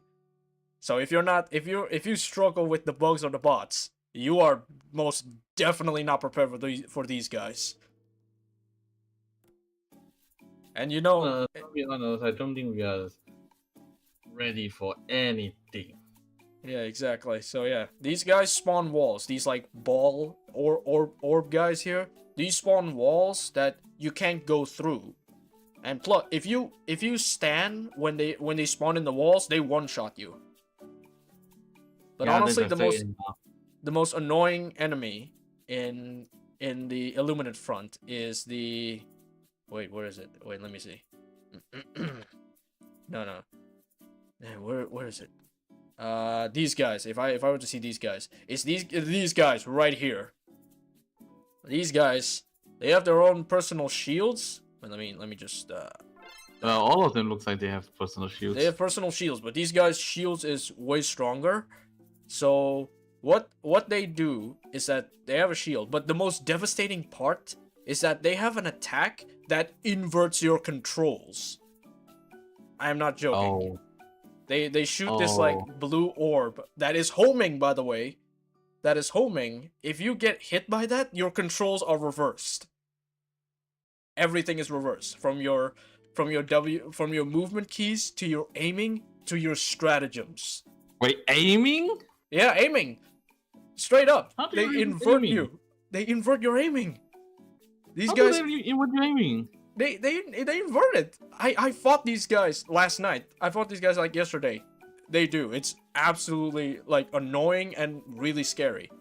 They also inverse your stratagems, by the way. So when you call for stratagem, up is down, down is up, left is right, right is left. It is like fighting these guys is absolutely annoying because of that. I can't wait. I really can't wait. I cannot wait to see the reactions of you guys the moment these guys show up. Probably will be hell. Yeah, probably hell. I want to see. I want to see everybody just see these guys just teleport in your face and then just absolutely freak out. Oh yeah, that's another tactic they have. In Helldivers 1, these guys are notorious for teleporting right in front of you. Like I think wait, yeah, every enemy type in the Illumined Front in Helldivers 1 is capable of teleporting. So yeah. So there's this guy. Wait, if I were to show you, where is it? Where's the unit? Now these guys right here. These guys. These guys are primarily melee units. They do have a range attack that does a lot of damage, but their damage comes from most of the damage comes from melee. So They these teleport in guys, front of you and then bonk you. yeah, that's exactly it. But another trick they have is that they're capable of, what's it? You know Tracer's blink ability? No, I don't play Overwatch. Okay, so basically, they can basically just teleport a short distance. So they can sometimes dodge your shots, which is horrifying. But the most annoying, however, is this guy. He's called the Hunter. And what he does is that with the Helldivers 1 camera view being top down, what these guys do is that they spawn outside your camera view and snipe you. Like from afar. But you actually see it coming because you see like a laser pointing across the map. And if you're in the way of that laser, it's a one shot. So Oh yeah. my god. Yeah. That's why if you guys are struggling at either of the two fronts you have right now, you are most definitely not prepared for these guys. I'm not struggling up. The moment they arrive, there's no way we can win. Yeah. Trust me, the moment you see the first moments that I still want to know what will happen if they actually got to Super Earth. got to what? Yeah, again, Super like you would probably fight them on Super Earth grounds. In Helldivers 1, there can be a lot of cycles, right? Yeah. Once you eliminate all the base, it resets, so a new cycle begins. Yeah. Like I'm guessing Helldivers 2 is probably gonna implement that too, where whether you win the war or you lose one, it just resets to how it started. So again, we'll have to see. But yeah, you guys just be prepared, because these guys, they'll mess you up real good. Okay, let's see. Any other interesting stuff here? It's probably very far from it actually happening. I mean, who knows? Because right now we are still kinda in a dreadlock. We aren't really winning too much, but we aren't losing. But yeah, but who knows? They might they might just shadow drop the Illuminate, and the moment I see, like, I will probably see a compilation of everyone's first encounter on YouTube. That'd be pretty hilarious to see, to be honest. Like, imagine you're just minding your own business, like you're just walking around, and then suddenly the alien just straight up appears in front of you And kills you. and kills you. Yeah, I want to see the reactions to that, because oh boy. Okay, here's the blog post. New missions. Welcome to Escalation of Freedom. Delivering biggest update. So go on a super hell dive. Wait, is that the new difficulty name? Super hell dive? I mean, it makes sense. It makes sense. I mean, everything is super in Helldivers 2. Super Earth, super destroyers, super solid state drives. What else? What else, Beno? What else is super in Helldivers? There's a lot of super, but I'm not. I don't think you'll be super Helldive. Exactly. I mean, I wouldn't be surprised if it is super Helldive. So difficulty 10. CR is it is super Helldive. What do you know? CR10 super Helldive. So it'll be super Helldive. Okay, but a new difficulty. And what will be difficulty 11? Yeah, Ultra Helldive. Either Ultra Helldive or actual hell. Let's see. Retrieval mission, new difficulties, new thing. No, you don't have to worry. And then we have new enemies. The Impaler returns. Escalation of Freedom, unleashing new threats to our liberty. Backed by popular demand. Who's the man? Who's the man? Want a return of these guys now that I fought them for real. Big guy from the original Helldivers creates some new challenges. No longer can you run from the bows when the impaler's around. Big, imposing, destructive, demands to be dealt with. I just realized one thing. What? Since you said that the Terminators from Helldivers 1 should be extinct, yes. How did the Impaler get back? Yeah, my guess is that, as I've said, the bugs may be starting to evolve backwards, i.e., because when you genetically modify something, you need the DNA of the original thing. So what if the DNA, their original genetic code, is getting more dominant, making them having the traits of their past iteration, which is really cool from a lore perspective. So yeah, you'll never know.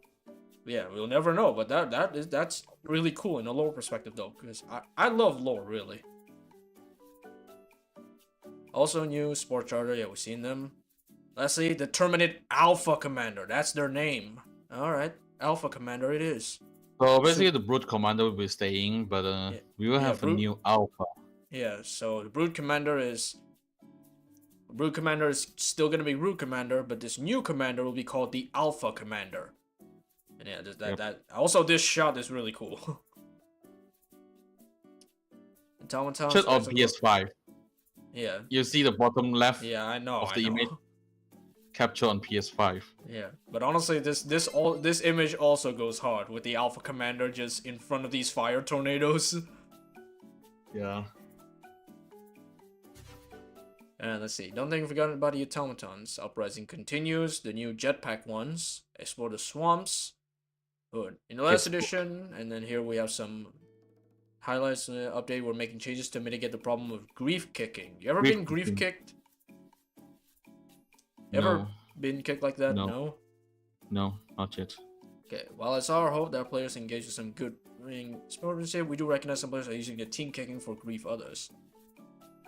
Players kick, they will spawn into a new session as the host with all their team's loot from their previous session. Okay, so this is a mechanic from Helldivers 1. If some guy leaves, you just become the host. Like if the host leaves, you just continue the mission as if you're the host.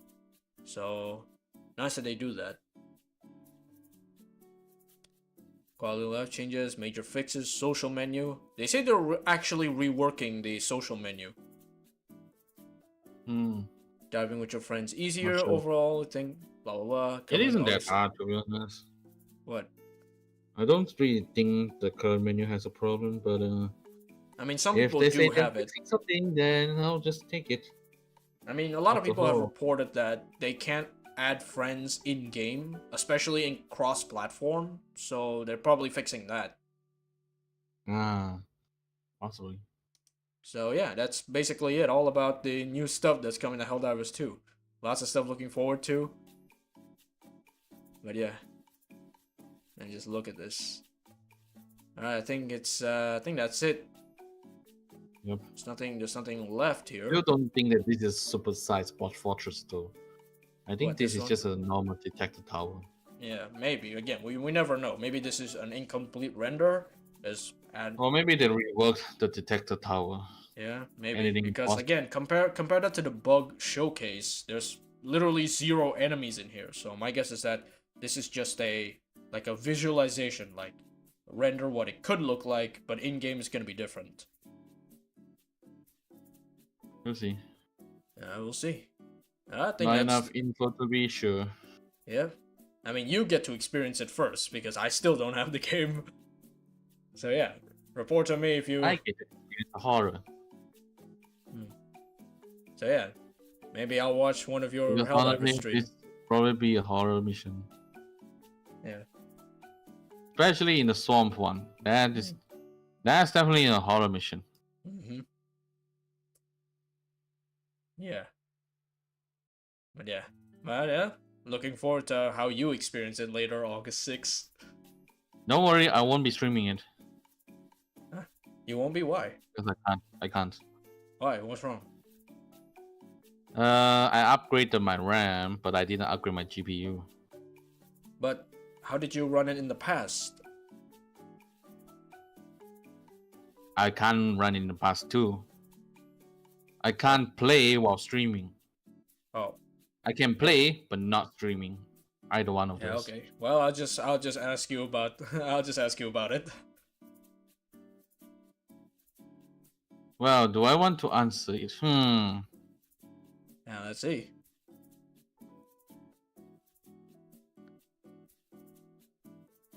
So it's interesting how that they do all this. What? But they didn't really tell how. How what? Like they added so many enemies, but we have no clue where they will appear. Yeah, Yes, they yeah, added some that's enemies. for us to find out. I mean, that's what they want you to do. That's always how Helldivers 2 has always been. You don't know. I mean, look at the Factory Strider. Nobody saw that coming, and then it's suddenly in the game. I don't even think there's a trailer for that, to be honest. So, Exactly. That's I what guess this one is Helldivers. slightly better. That's what Helldivers 2 is all about. Like you go in there, you experience it yourself, firsthand. And die yourself. Exactly. That's just part of the charm, to be honest, about Helldivers 2. It's like the game is just fun.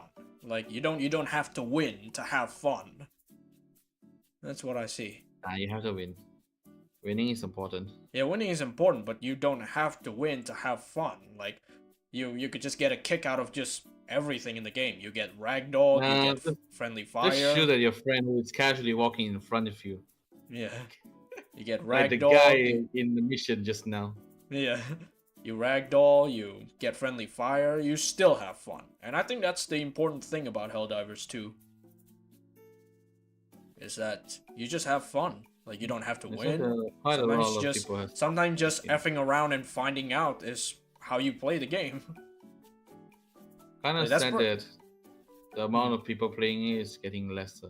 Yeah, but that's because it's summer. Everyone's on vacation.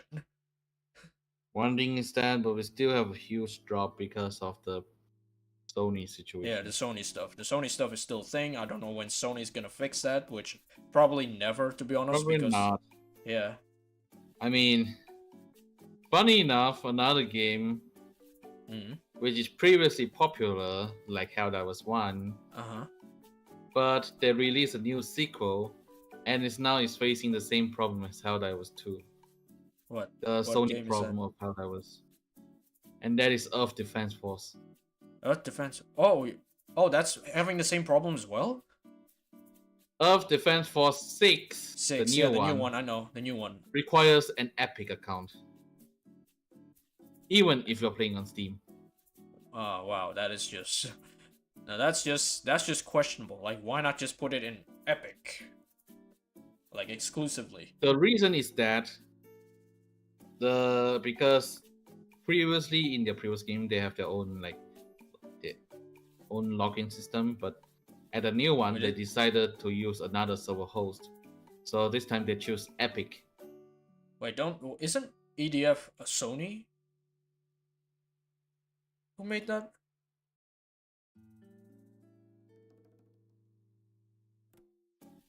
Is it Sony? Wait, let me check. Who made EDF 6? Let's see. D3 Sandlot. Oh, okay. Developer is called Sandlot. Oh, all right. Who's the publisher? That's really what the big question is. Publisher. D3. E3. Oh yeah, that makes sense. Again, a Japanese. Bandai Namco. Wait. Oh, Bandai. Okay. It's a subsidiary of Bandai Namco. Oh, okay. Right. So I don't know why they chose Epic though. Like, why not just put the game in Epic if that's the case? Because that's what they've done. Fall Guys is now only Epic. Guess what? The moment it's released, there's already a 10% discount. Wait, seriously? Yeah, there's a what, EDF 6? Really? Yeah. Holy heck, yeah. Yeah, that's why. I mean, that's a problem, The really. reviews is now mixed. The reviews is now mixed. Oh. They already have a 10% discount. Oof. Still expensive for me though. How much is it? Wait, let me see. Well, how much is it in my? For me, it's 255 ringgit, which is a lot.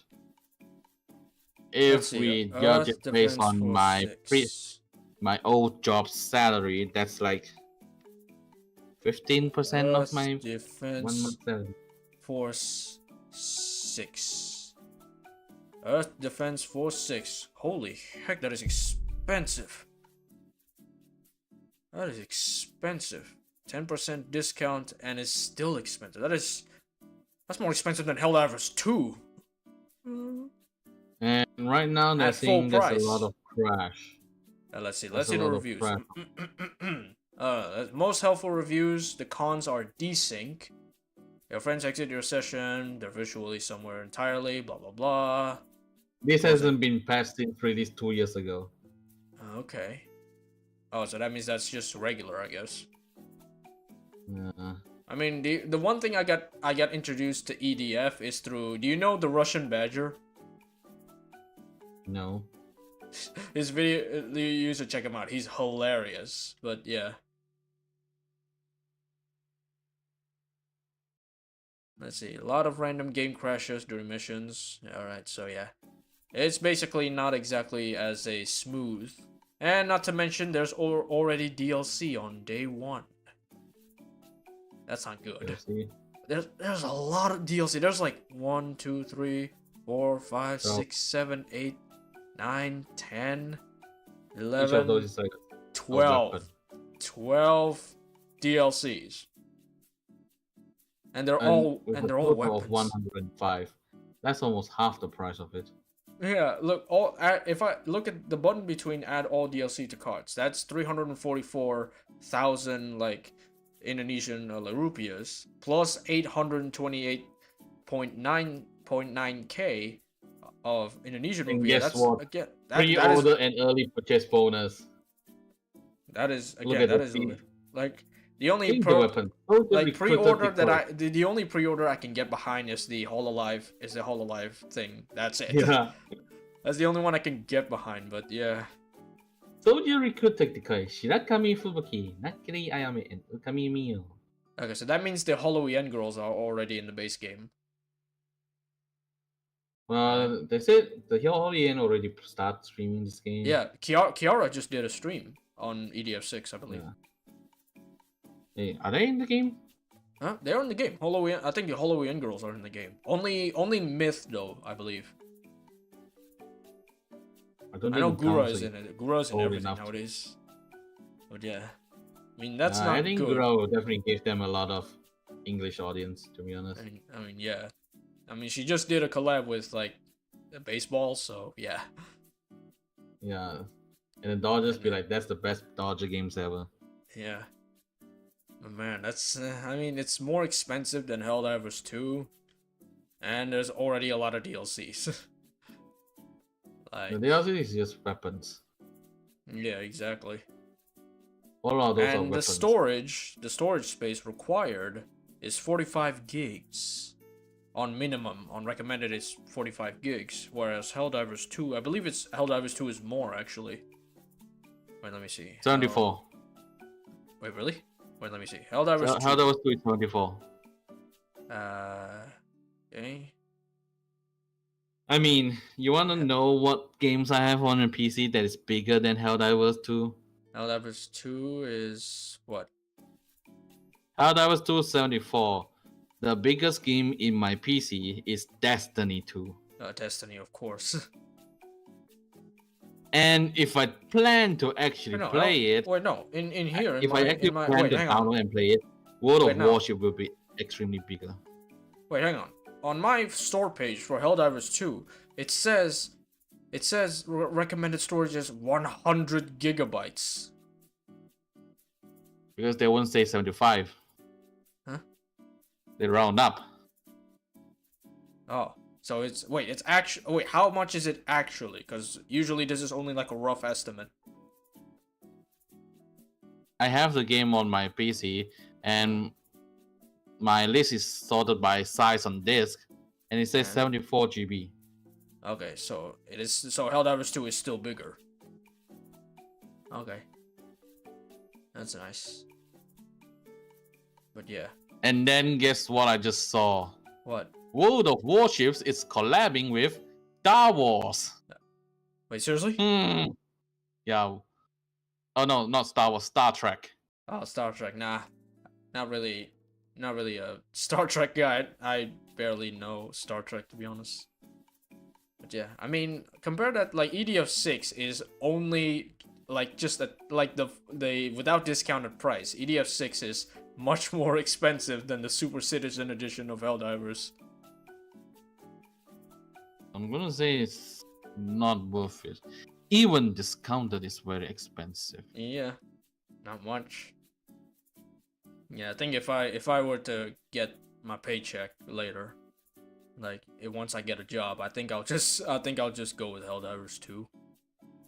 Come, let's help liberate Super Earth. Yeah, but I think it's gonna be a while before I can do that because I definitely need a new storage device. Because I think my hard disk is dying. Don't worry, we have the time. Yeah, we do. Even though the game is not really on the upward trend, I don't think it's going on a downward trend either. Yeah, it's what I like to call just stabilizing. What I like to call mellowing out. Because the thing about Helldivers 2 is that the explosive popularity it had was an anomaly. It was completely unexpected by everyone, including the devs. So in my opinion, this is the period of what I like to call mellowing out. Basically, finally regaining a rather stable but consistent player base. No spike, no dip either. I don't know. I don't know. I think not. like people say that we have to wait. Yeah. People keep saying that, oh, the game is dead, but no, it's not dead. It's still I wouldn't pretty much call alive. this dead. If Exactly. it's dead, there will be like less than 10% of the current player base. Yeah, to be honest. exactly. Like I think 10% is because of the 400,000 and its initial release date, but now it's probably stabilizing, to be honest. Because you know, the hype has kind of died. Like, people are used to Helldivers as a game now. So, yeah. And don't forget, there's 190 countries that can't play this game. Yeah, true. That too. I forget, is it 190 or is it 160? 177. I know the exact number, 177. Yeah. That's definitely one of the reasons. I mean, when over half of the not really global population, considering that I'm sure, I don't think can Chinese play this? Can China? Does China have Steam? No, they don't. I believe. I don't know. I don't know exactly, but yeah. You can play. That's like the amount of countries. That's 2/3 of the entire country. So yeah. Yeah, you can't play this in China. Yeah. So yeah, that's 2/3 of the entire world. 2/3 of the entire world just unable to play because Sony hasn't reversed their decision for some weird reason. I don't think they'll be reversing it soon.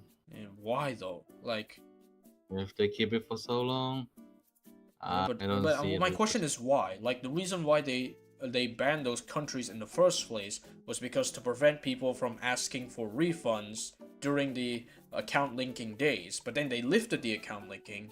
So why is it that they're still having that restriction? Since the original what's it called? The original purpose was to stop people from asking for refunds. So, but now they can play the game again, so what's the point at this point? Just usual corporate people doing dumb stuff. Seriously, we need more people in charge of corporate stuff. Because honestly, that's what's killing gaming. It's just corporate decisions. Yeah, it's always like this. Can't be helped. Corporate is the one killing a lot of business. Yeah. Corporate greed and really bad PR. You've seen what's happening with the new Assassin's Creed?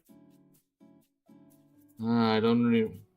The Yasuke, like. Yeah, Yasuke.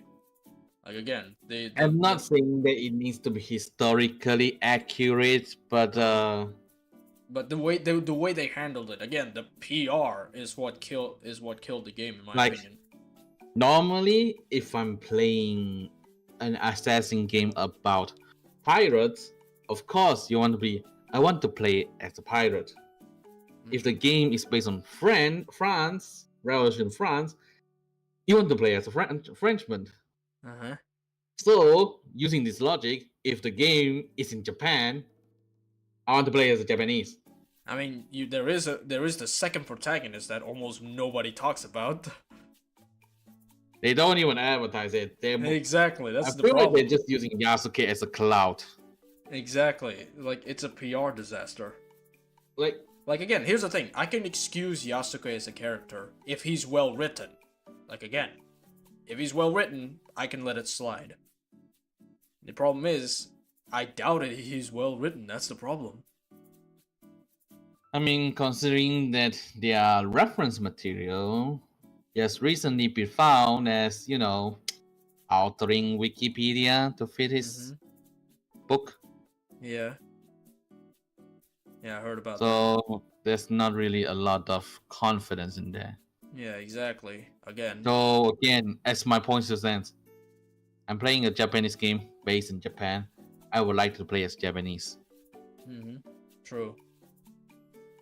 Well, one can only It's hope not that he's about whether or not I'm racist towards black or not. It's just that it's a Japanese game based in Japan.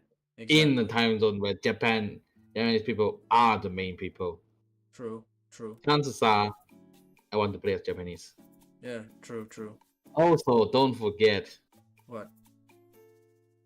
In Asia, especially in China and Japan, especially even like recent 50, 60 years, racism is a huge topic. I mean, people in Asia can be very racist. True. Well, it's mostly like I want to get really picky here, but I think it's mostly just the eastern side, because I think C does not have that much of a problem. Like, so us Southeast Asian, even like for example us, right? We are mostly maritime, so we trade a lot. But like I said, especially in China and Japan, people are really racist. In previous years, not currently. Currently, I don't know. Currently, there is. Like I think currently days it isn't as bad as previous years, because I mean I don't know. Even in my country, even in Malaysia, like when we are talking about my grandpa's generation, we will be like, we will really call those guys the N word, except in Chinese word. So in a setting where it's in medieval the Shogun era, I can't expect the local people seeing a black guy. They'll be very attracted to it, because there's not a lot of black guys in there. So True. I can't imagine him being an assassin. Yeah. For the sole reason that there's not enough black people in there to justify that guy being there.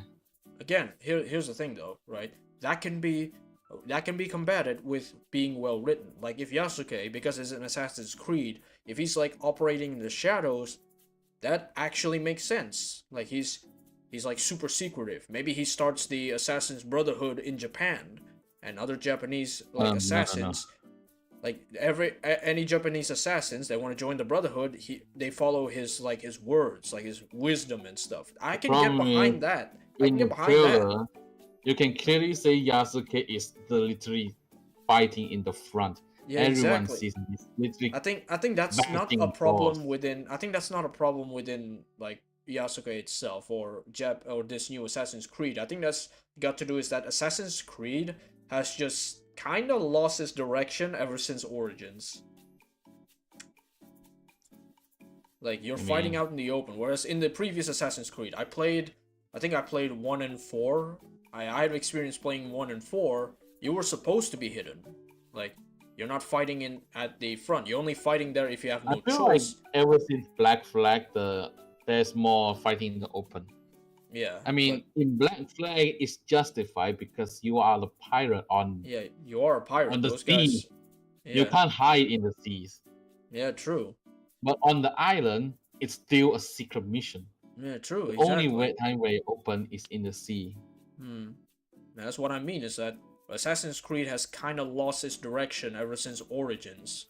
where it's more RPG-like than Assassin's Creed-like, ironically. So yeah. But again, I would say I'm gonna wait till this game is released. I'll see the clips on YouTube, and whether or not it's a good game, I'll judge it by myself. The only assassin game I'm interested in is Black Flag, so yeah. Don't think I'm playing this either. Yeah, I'll just see on YouTube, see if it's worth it, then maybe assess on that. Yeah. But seriously though, like the biggest killer of this game is just PR. Like the PR is an absolute Like, nightmare. did you even see their recent stuff? What? Like they say about what? The what? The disclaimer that their stuff is for Oh yeah, right. it's a message for Japanese community. Yeah, they're getting absolutely destroyed by them. Yeah. Again, we'll have to see if they like. Again, the problem is PR. Like they always boast about how historically accurate their game is, and that gives the idea that this game will try to follow actual history when it's historical fiction. Like if they just said that the story in this game is fictional but takes place in a real historical setting, I think it'll be like they'll receive way less backlash if they just said that outright. Like the problem is that they boast their historical accuracy so much that that's why people are pissed. It's like that. If they really do want authentic history, you should do something like Ghost of Tsushima or the new Rise of Ronin. Like where there's fiction, but the history is still rather accurate. Especially Rise of Ronin. Like Rise of Ronin's like portrayal of the Meiji Restoration is almost accurate to a T. You ever played Rise of Ronin? No, I haven't played a lot of new games. Like I've seen the Plus, cutscenes. this type of genre really isn't for me. So, But yeah, I've seen the cutscenes on YouTube. Them saying things about this game really makes people mad. Like, if I want to say that this is a fake history, people will accept it. You don't want to. But a lot of times they try to say we have used the historical legendary Yasuke. Like, when you use those words, people will expect historical correctness. Yeah, historical betrayal. Yeah. If you don't want it to be historical, don't use the word historical. Exactly. Like again, Like previous game, we know that it's historical fiction, although it features real life characters, but we know that it's still a fiction because on how they portray it. Yes. You know, the Link stuff where they go look to the past to see. Oh yeah. Those I know that.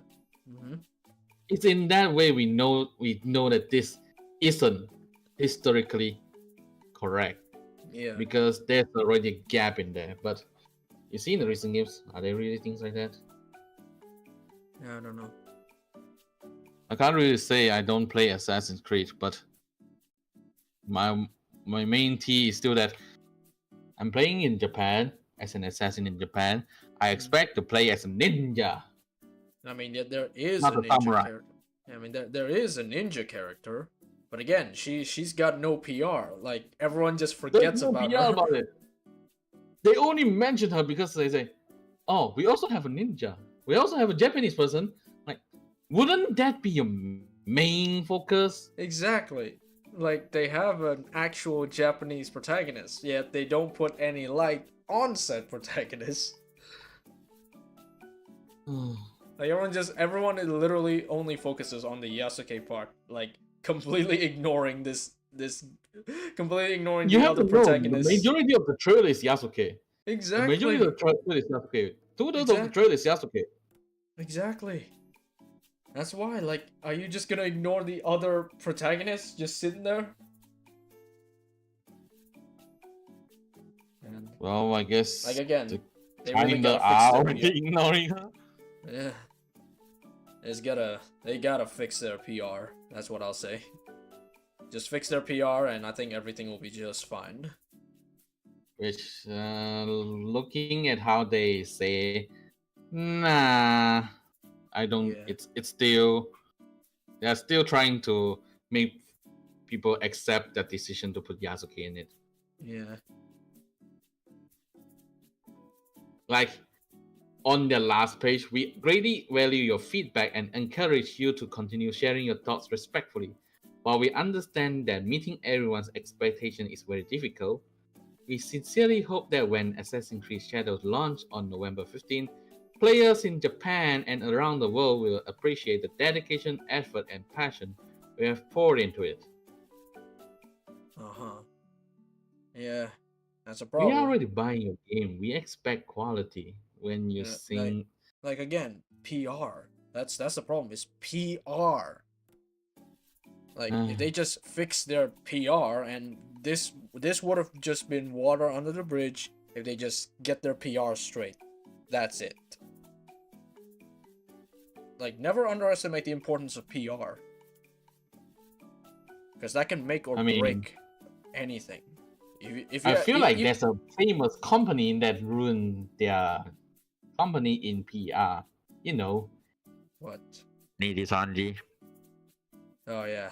Oof. Again, if you want to do good as a company, then you gotta have good PR, because bad PR can just ruin your perception forever. There you go. I'll tell you, with a bad PR, even your game is like the game of gods. It's a heavy god, like ultimate. There's 0 bugs. The gameplay is super good. With bad PR, nobody will buy the game. Exactly. But if it's a shitty game with like just tells you, the gameplay is just you click on a single thing, with amazing PR, you'll get the game into huge popularity. I mean, that's what happened. That worked temporarily for Payday 3. That worked until now. Now it didn't work. Wait, was Payday 3? Payday 3. You didn't know? Oh. They did release How it. long is it? Huh? Last year.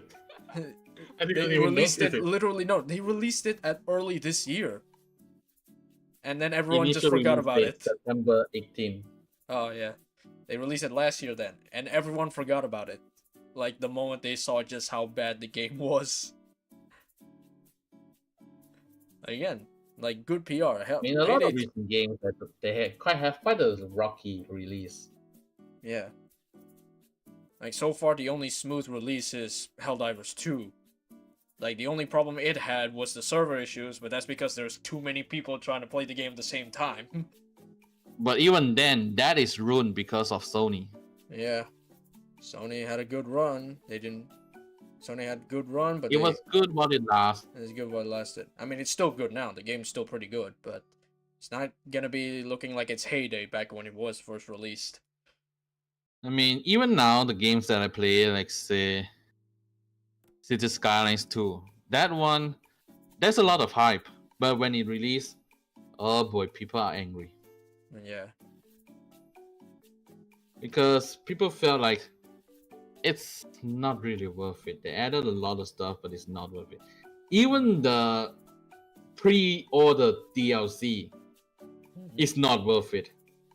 Oof. You want to know the funny thing? What? The City Skylines 2 pre-order DLC. Mm-hmm. Yes, there's a pre-order DLC. This so already the DLC is not part of your pre-order bonus. It's not that it's not part of. Like, I'll tell you what the DLC is named. The DLC is named Beach Asset Pack. Okay, Beach Asset Pack. Which gives you a new like building zone called seaside, waterside housings. All right. Sounds good, right? But when it finally got released, oh boy, there's nothing seaside about it. Oh, what does it look like? I mean, you're building coastal cities like Miami, right? There's not even palm trees. Just gonna say. Wait, hang on. You don't build alongside the. You don't build alongside. There's coast, but the problem is the house. They are still typical suburbs. The only difference they have to normal houses is there's a pool. Oh, wow. So they just use a normal house, slap a pool onto it, and call it a beach house. Oh. Wow. Wow. That's And because yeah, that's each of the not house that- they will like have the ground paved into like grass, right? So imagine you build this type of house on the shore where there's actually sand. Mhm. They will just pay for a lawn of grass. What's the Oh. point of the seaside then? When you're going to Okay. pay for lawn of grass on there. Oh. So yeah, in the end, this thing finally become free to everyone, and they promise a new thing. It still isn't done yet. Okay. Well, yeah, that's just most games nowadays in a nutshell. It's only a few No, outliers. they just rushed this game out. Yeah. Honestly, they just rushed this game out. Yeah. It's like, honestly, most major releases nowadays. It's rushed, incomplete. You get the gist. Only a few outliers. And one of the Right now, a few games. Like, you want to know what's the funniest part is? What? You know No Man's Sky? Uh-huh. Of course I know. Everyone, You know every the gamer release is knows so- No Man's Sky. The original release is really shit. It's so really- bad. Yeah. But now, They it's made a literally comeback. the best game ever. Yeah, they made a They comeback. even have a new free DLC, you know, recently. Yeah, I know. Free update, I know.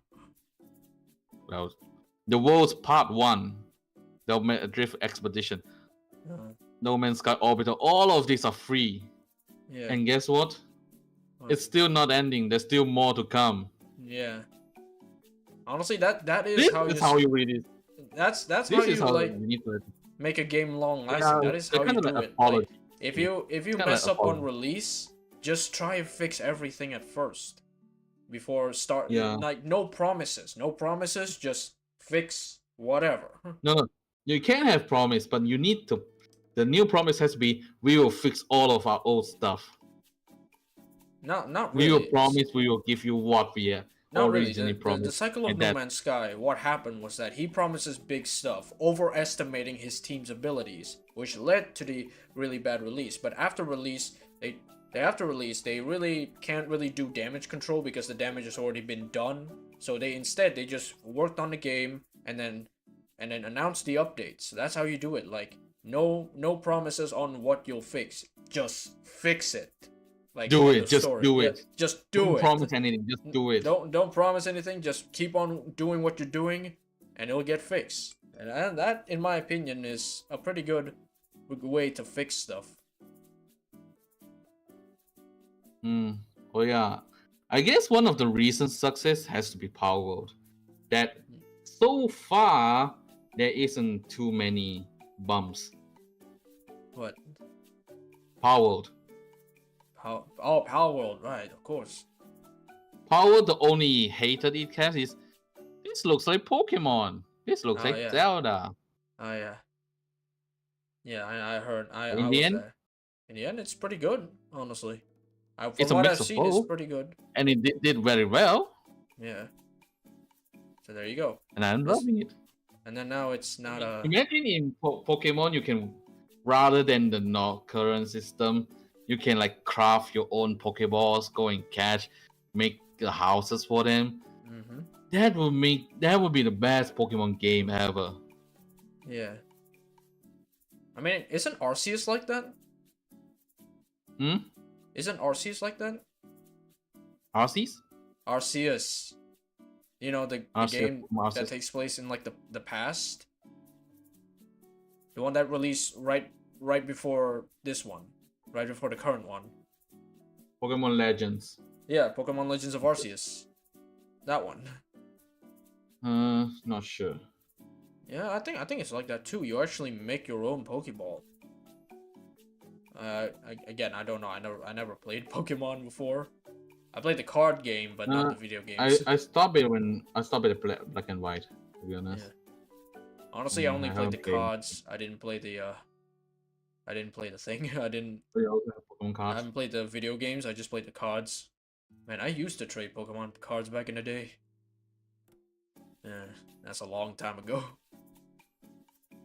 Do they still sell Pokemon cards, by the way? Yeah, with all the new Pokemon. Yeah. And They won't stop that.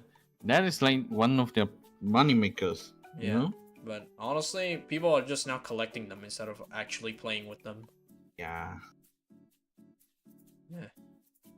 I mean, why won't you want to have a shiny Pokemon card? A shiny Charizard? I mean, that's definitely for collecting. I know that. Why not? A lot of games recently just isn't really reaching the standard of release game. They just rush. The Yeah, faster true. we get these games out, the better. True. Like again, the only one that I can think of as of recent is Helldivers 2. That took 7 years to develop with no word whatsoever, and then they just dropped it. That's how you. And then it's it good. became the biggest hit ever. Exactly. It became so good it actually broke it. Like it's not the game that's broken, it's the players that actively broke it. And then it got wrecked by Sony. Yeah.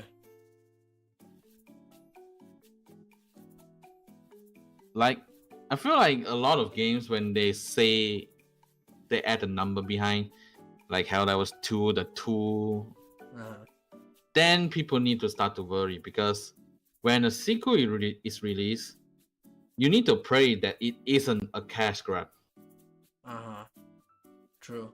Like recently, the Earth Defense Force had kind of problem. Sequels are kind of equal to like cash grab now. Yeah, sometimes there are some good ones. Again, Helldivers 2 is a good example. Another example. Helldivers is kind of the outlier. Like, yeah, I just knew that Kingdom Rush is still releasing new games.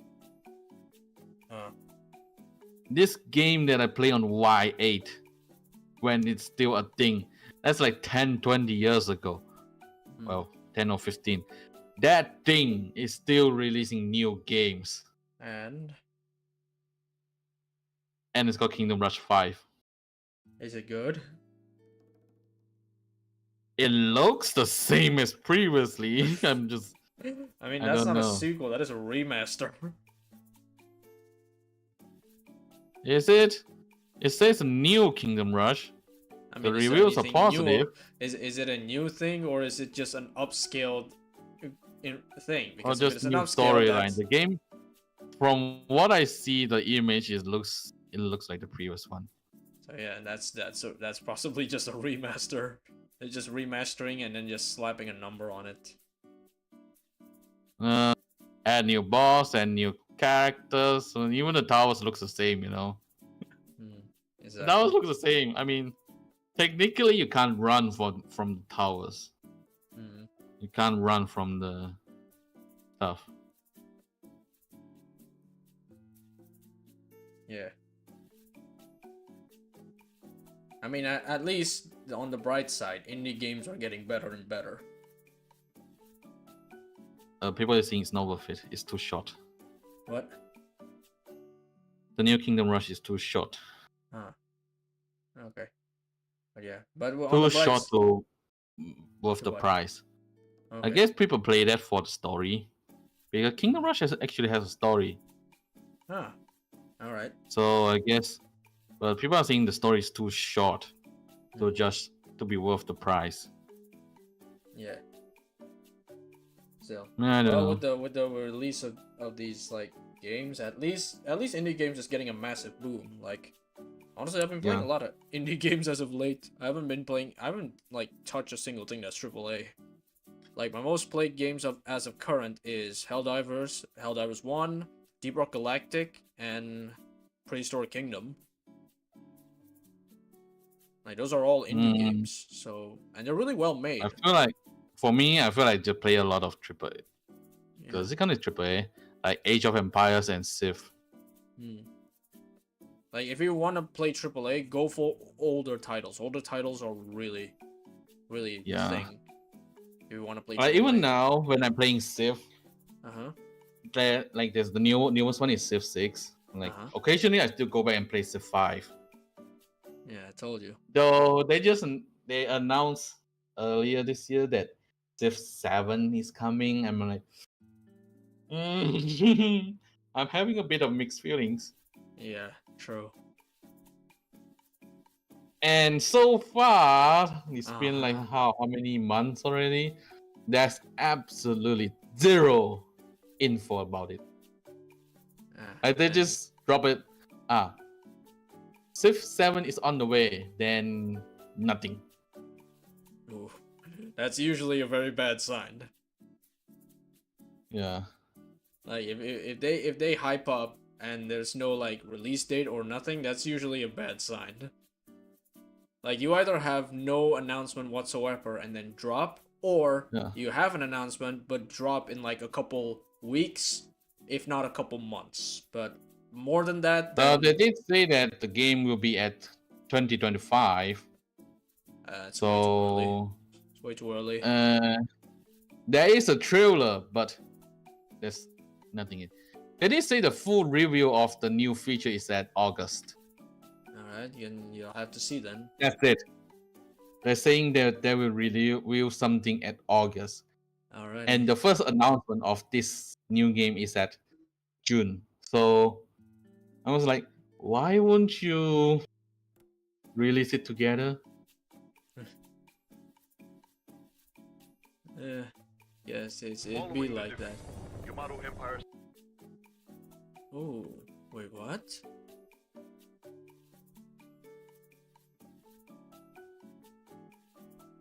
I mean, in terms of strategy games, there's a few new games that is pretty hidden.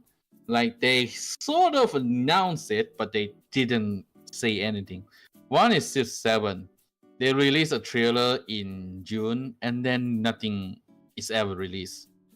And then there's Europa Universalis 5, which also, this one is even weird because they didn't announce the new game at all. Whoa, wait, there's a new game on my wish list that's just released. And it's free. Which one? It's called Kriegsfront Prologue. Kriegsfront Tactics. Prologue means demo.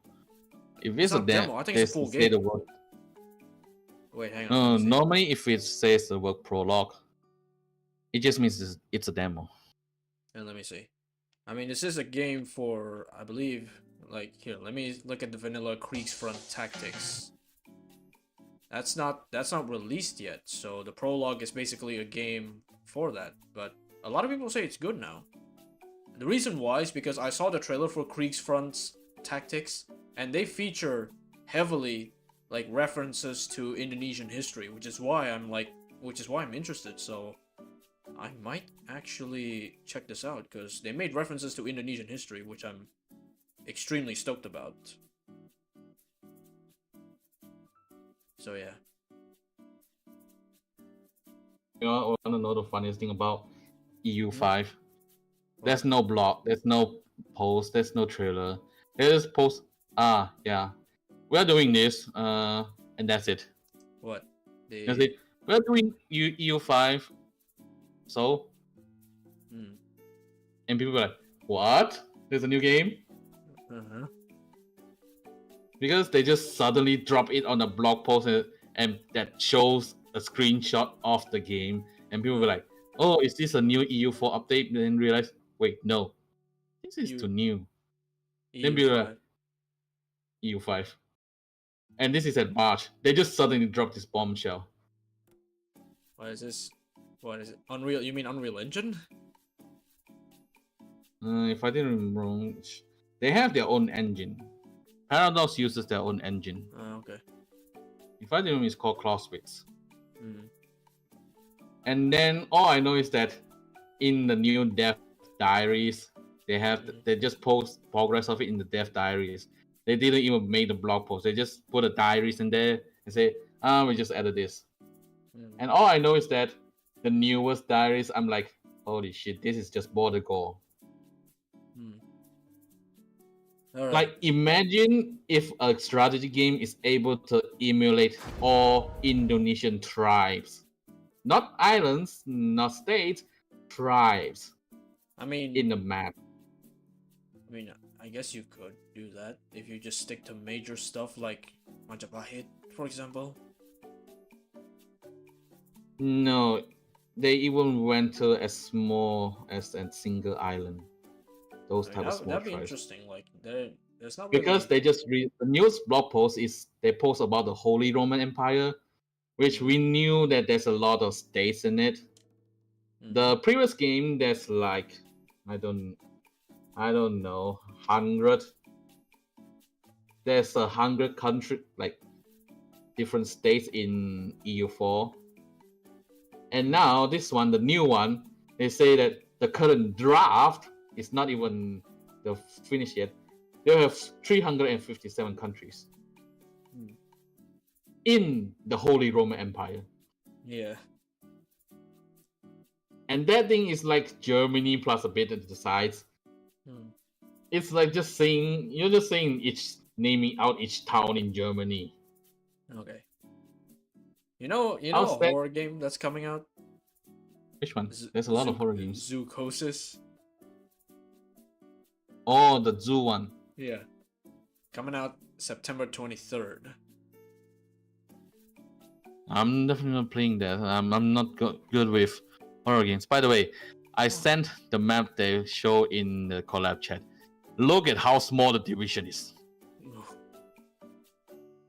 Oof.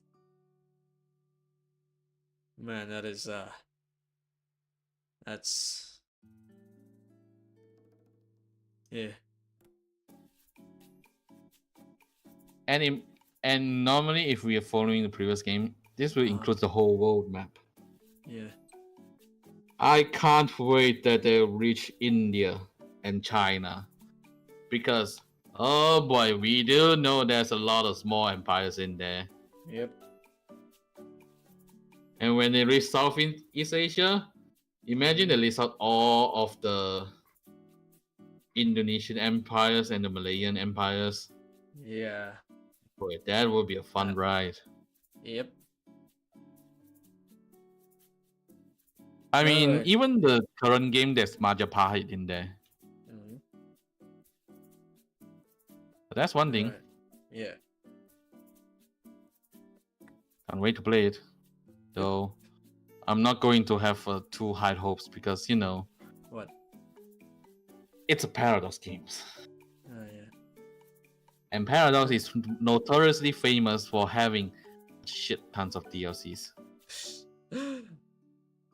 It's always the DLCs. I'll suggest you on Steam, search for Stellaris. Oh, Stellaris, I've heard about that. Check the price of the base game and the price of all DLCs. Okay, let's see. Stellaris. Stellaris is 429k Indonesian rupiah. The DLC, all of them go for holy what now?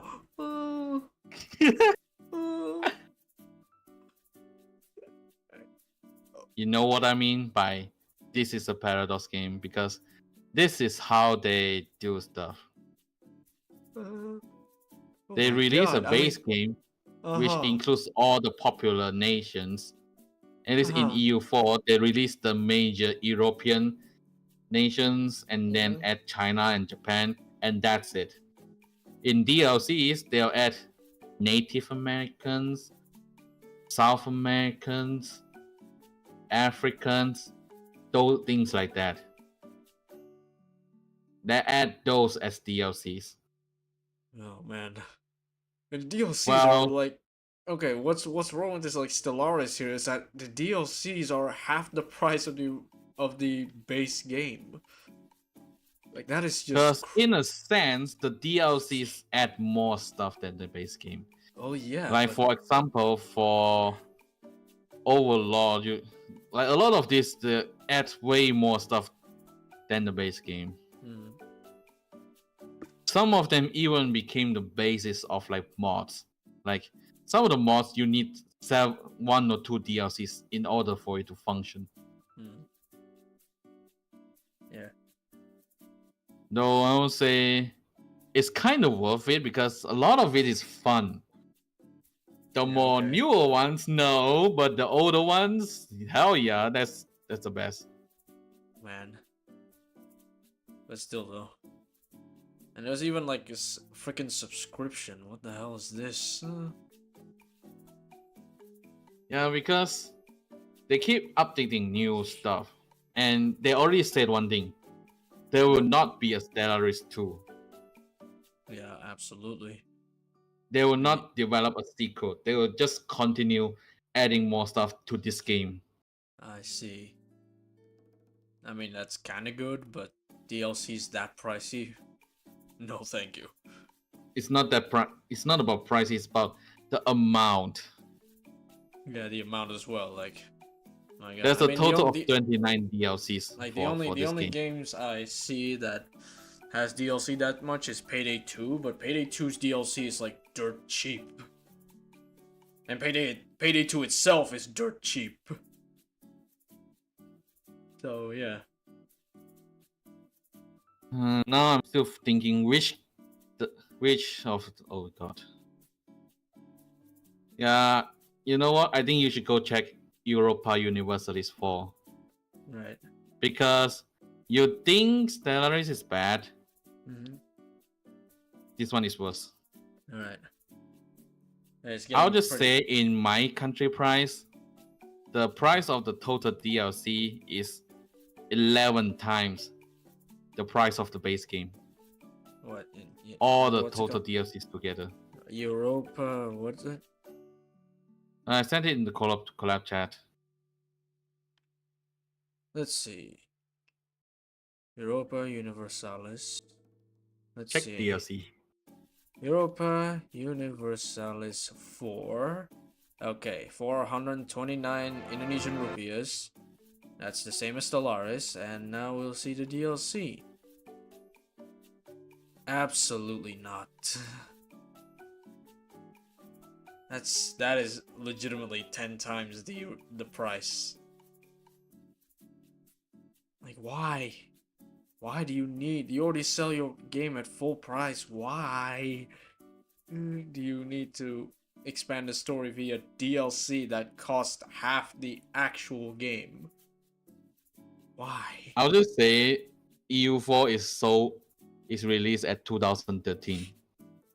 This game is running for 11 years. Yeah, but why?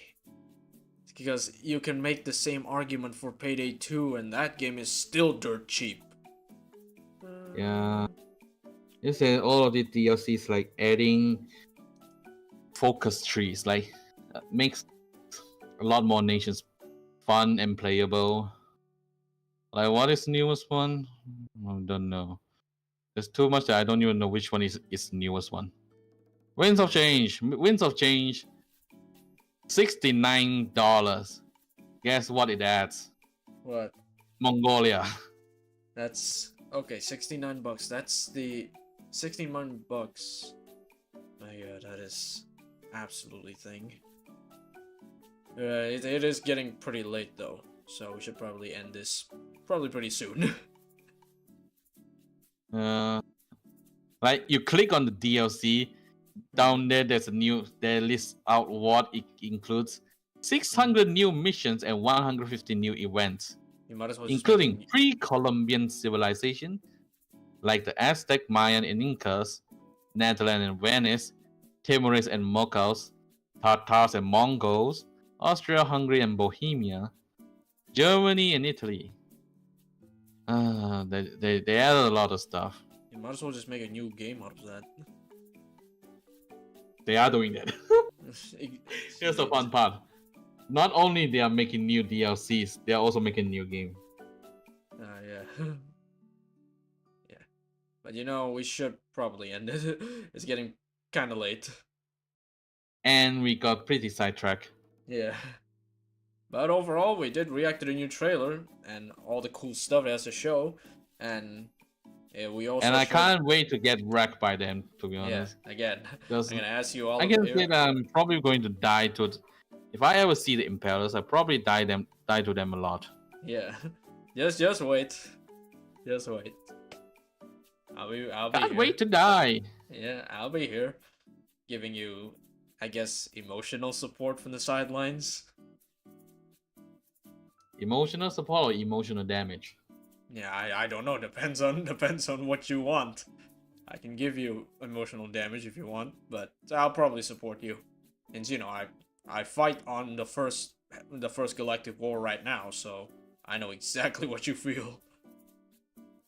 You're fighting the first war, I'm fighting the second war. How nice is it? Yeah, exactly. So yeah, And now I'm going to fight enemies from the first war. yeah, So yeah, I do need some advice from the veterans yes. to survive. Don't worry. I'll give you tips. Pretty sure fighting them won't be too different from the first game, so yeah, just stick with that.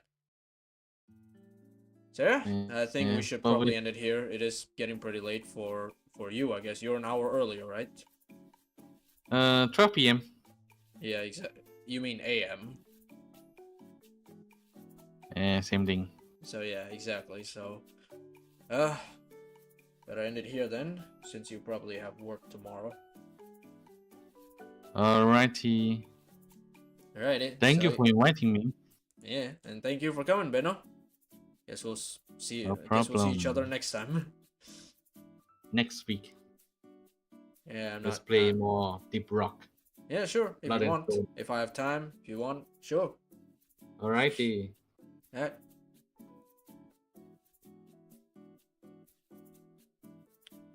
I'll just leave VC now. I'll mute so you do outro. Yeah. Alright, so alrighty. So I guess that's it. Whoops. Just gonna there we go. There we go. Right, so yeah. Thank you guys so much. So yeah, that's the reaction stream done. Lots of cool stuff that Beno fortunately or unfortunately gets to witness later in the next week. Yeah, in the next coming week, he'll have to witness it himself. And all I can do here is watch from the sidelines and watch him suffer my old enemies. But that's pretty much it. Thank you guys so much for watching. If you enjoyed the stream, please give it a like. If you feel free to subscribe as well. Your support is always much appreciated. Make sure to support Beno, by the way. He also streams on his own channel. Make sure to follow his social as well to keep up with him. Follow my Twitter as well. That's where I update my stuff. Join my Discord server maybe, as that also where I update my stuff. But other than that, thank you guys so much for watching. I'll see y'all next time. Bye bye.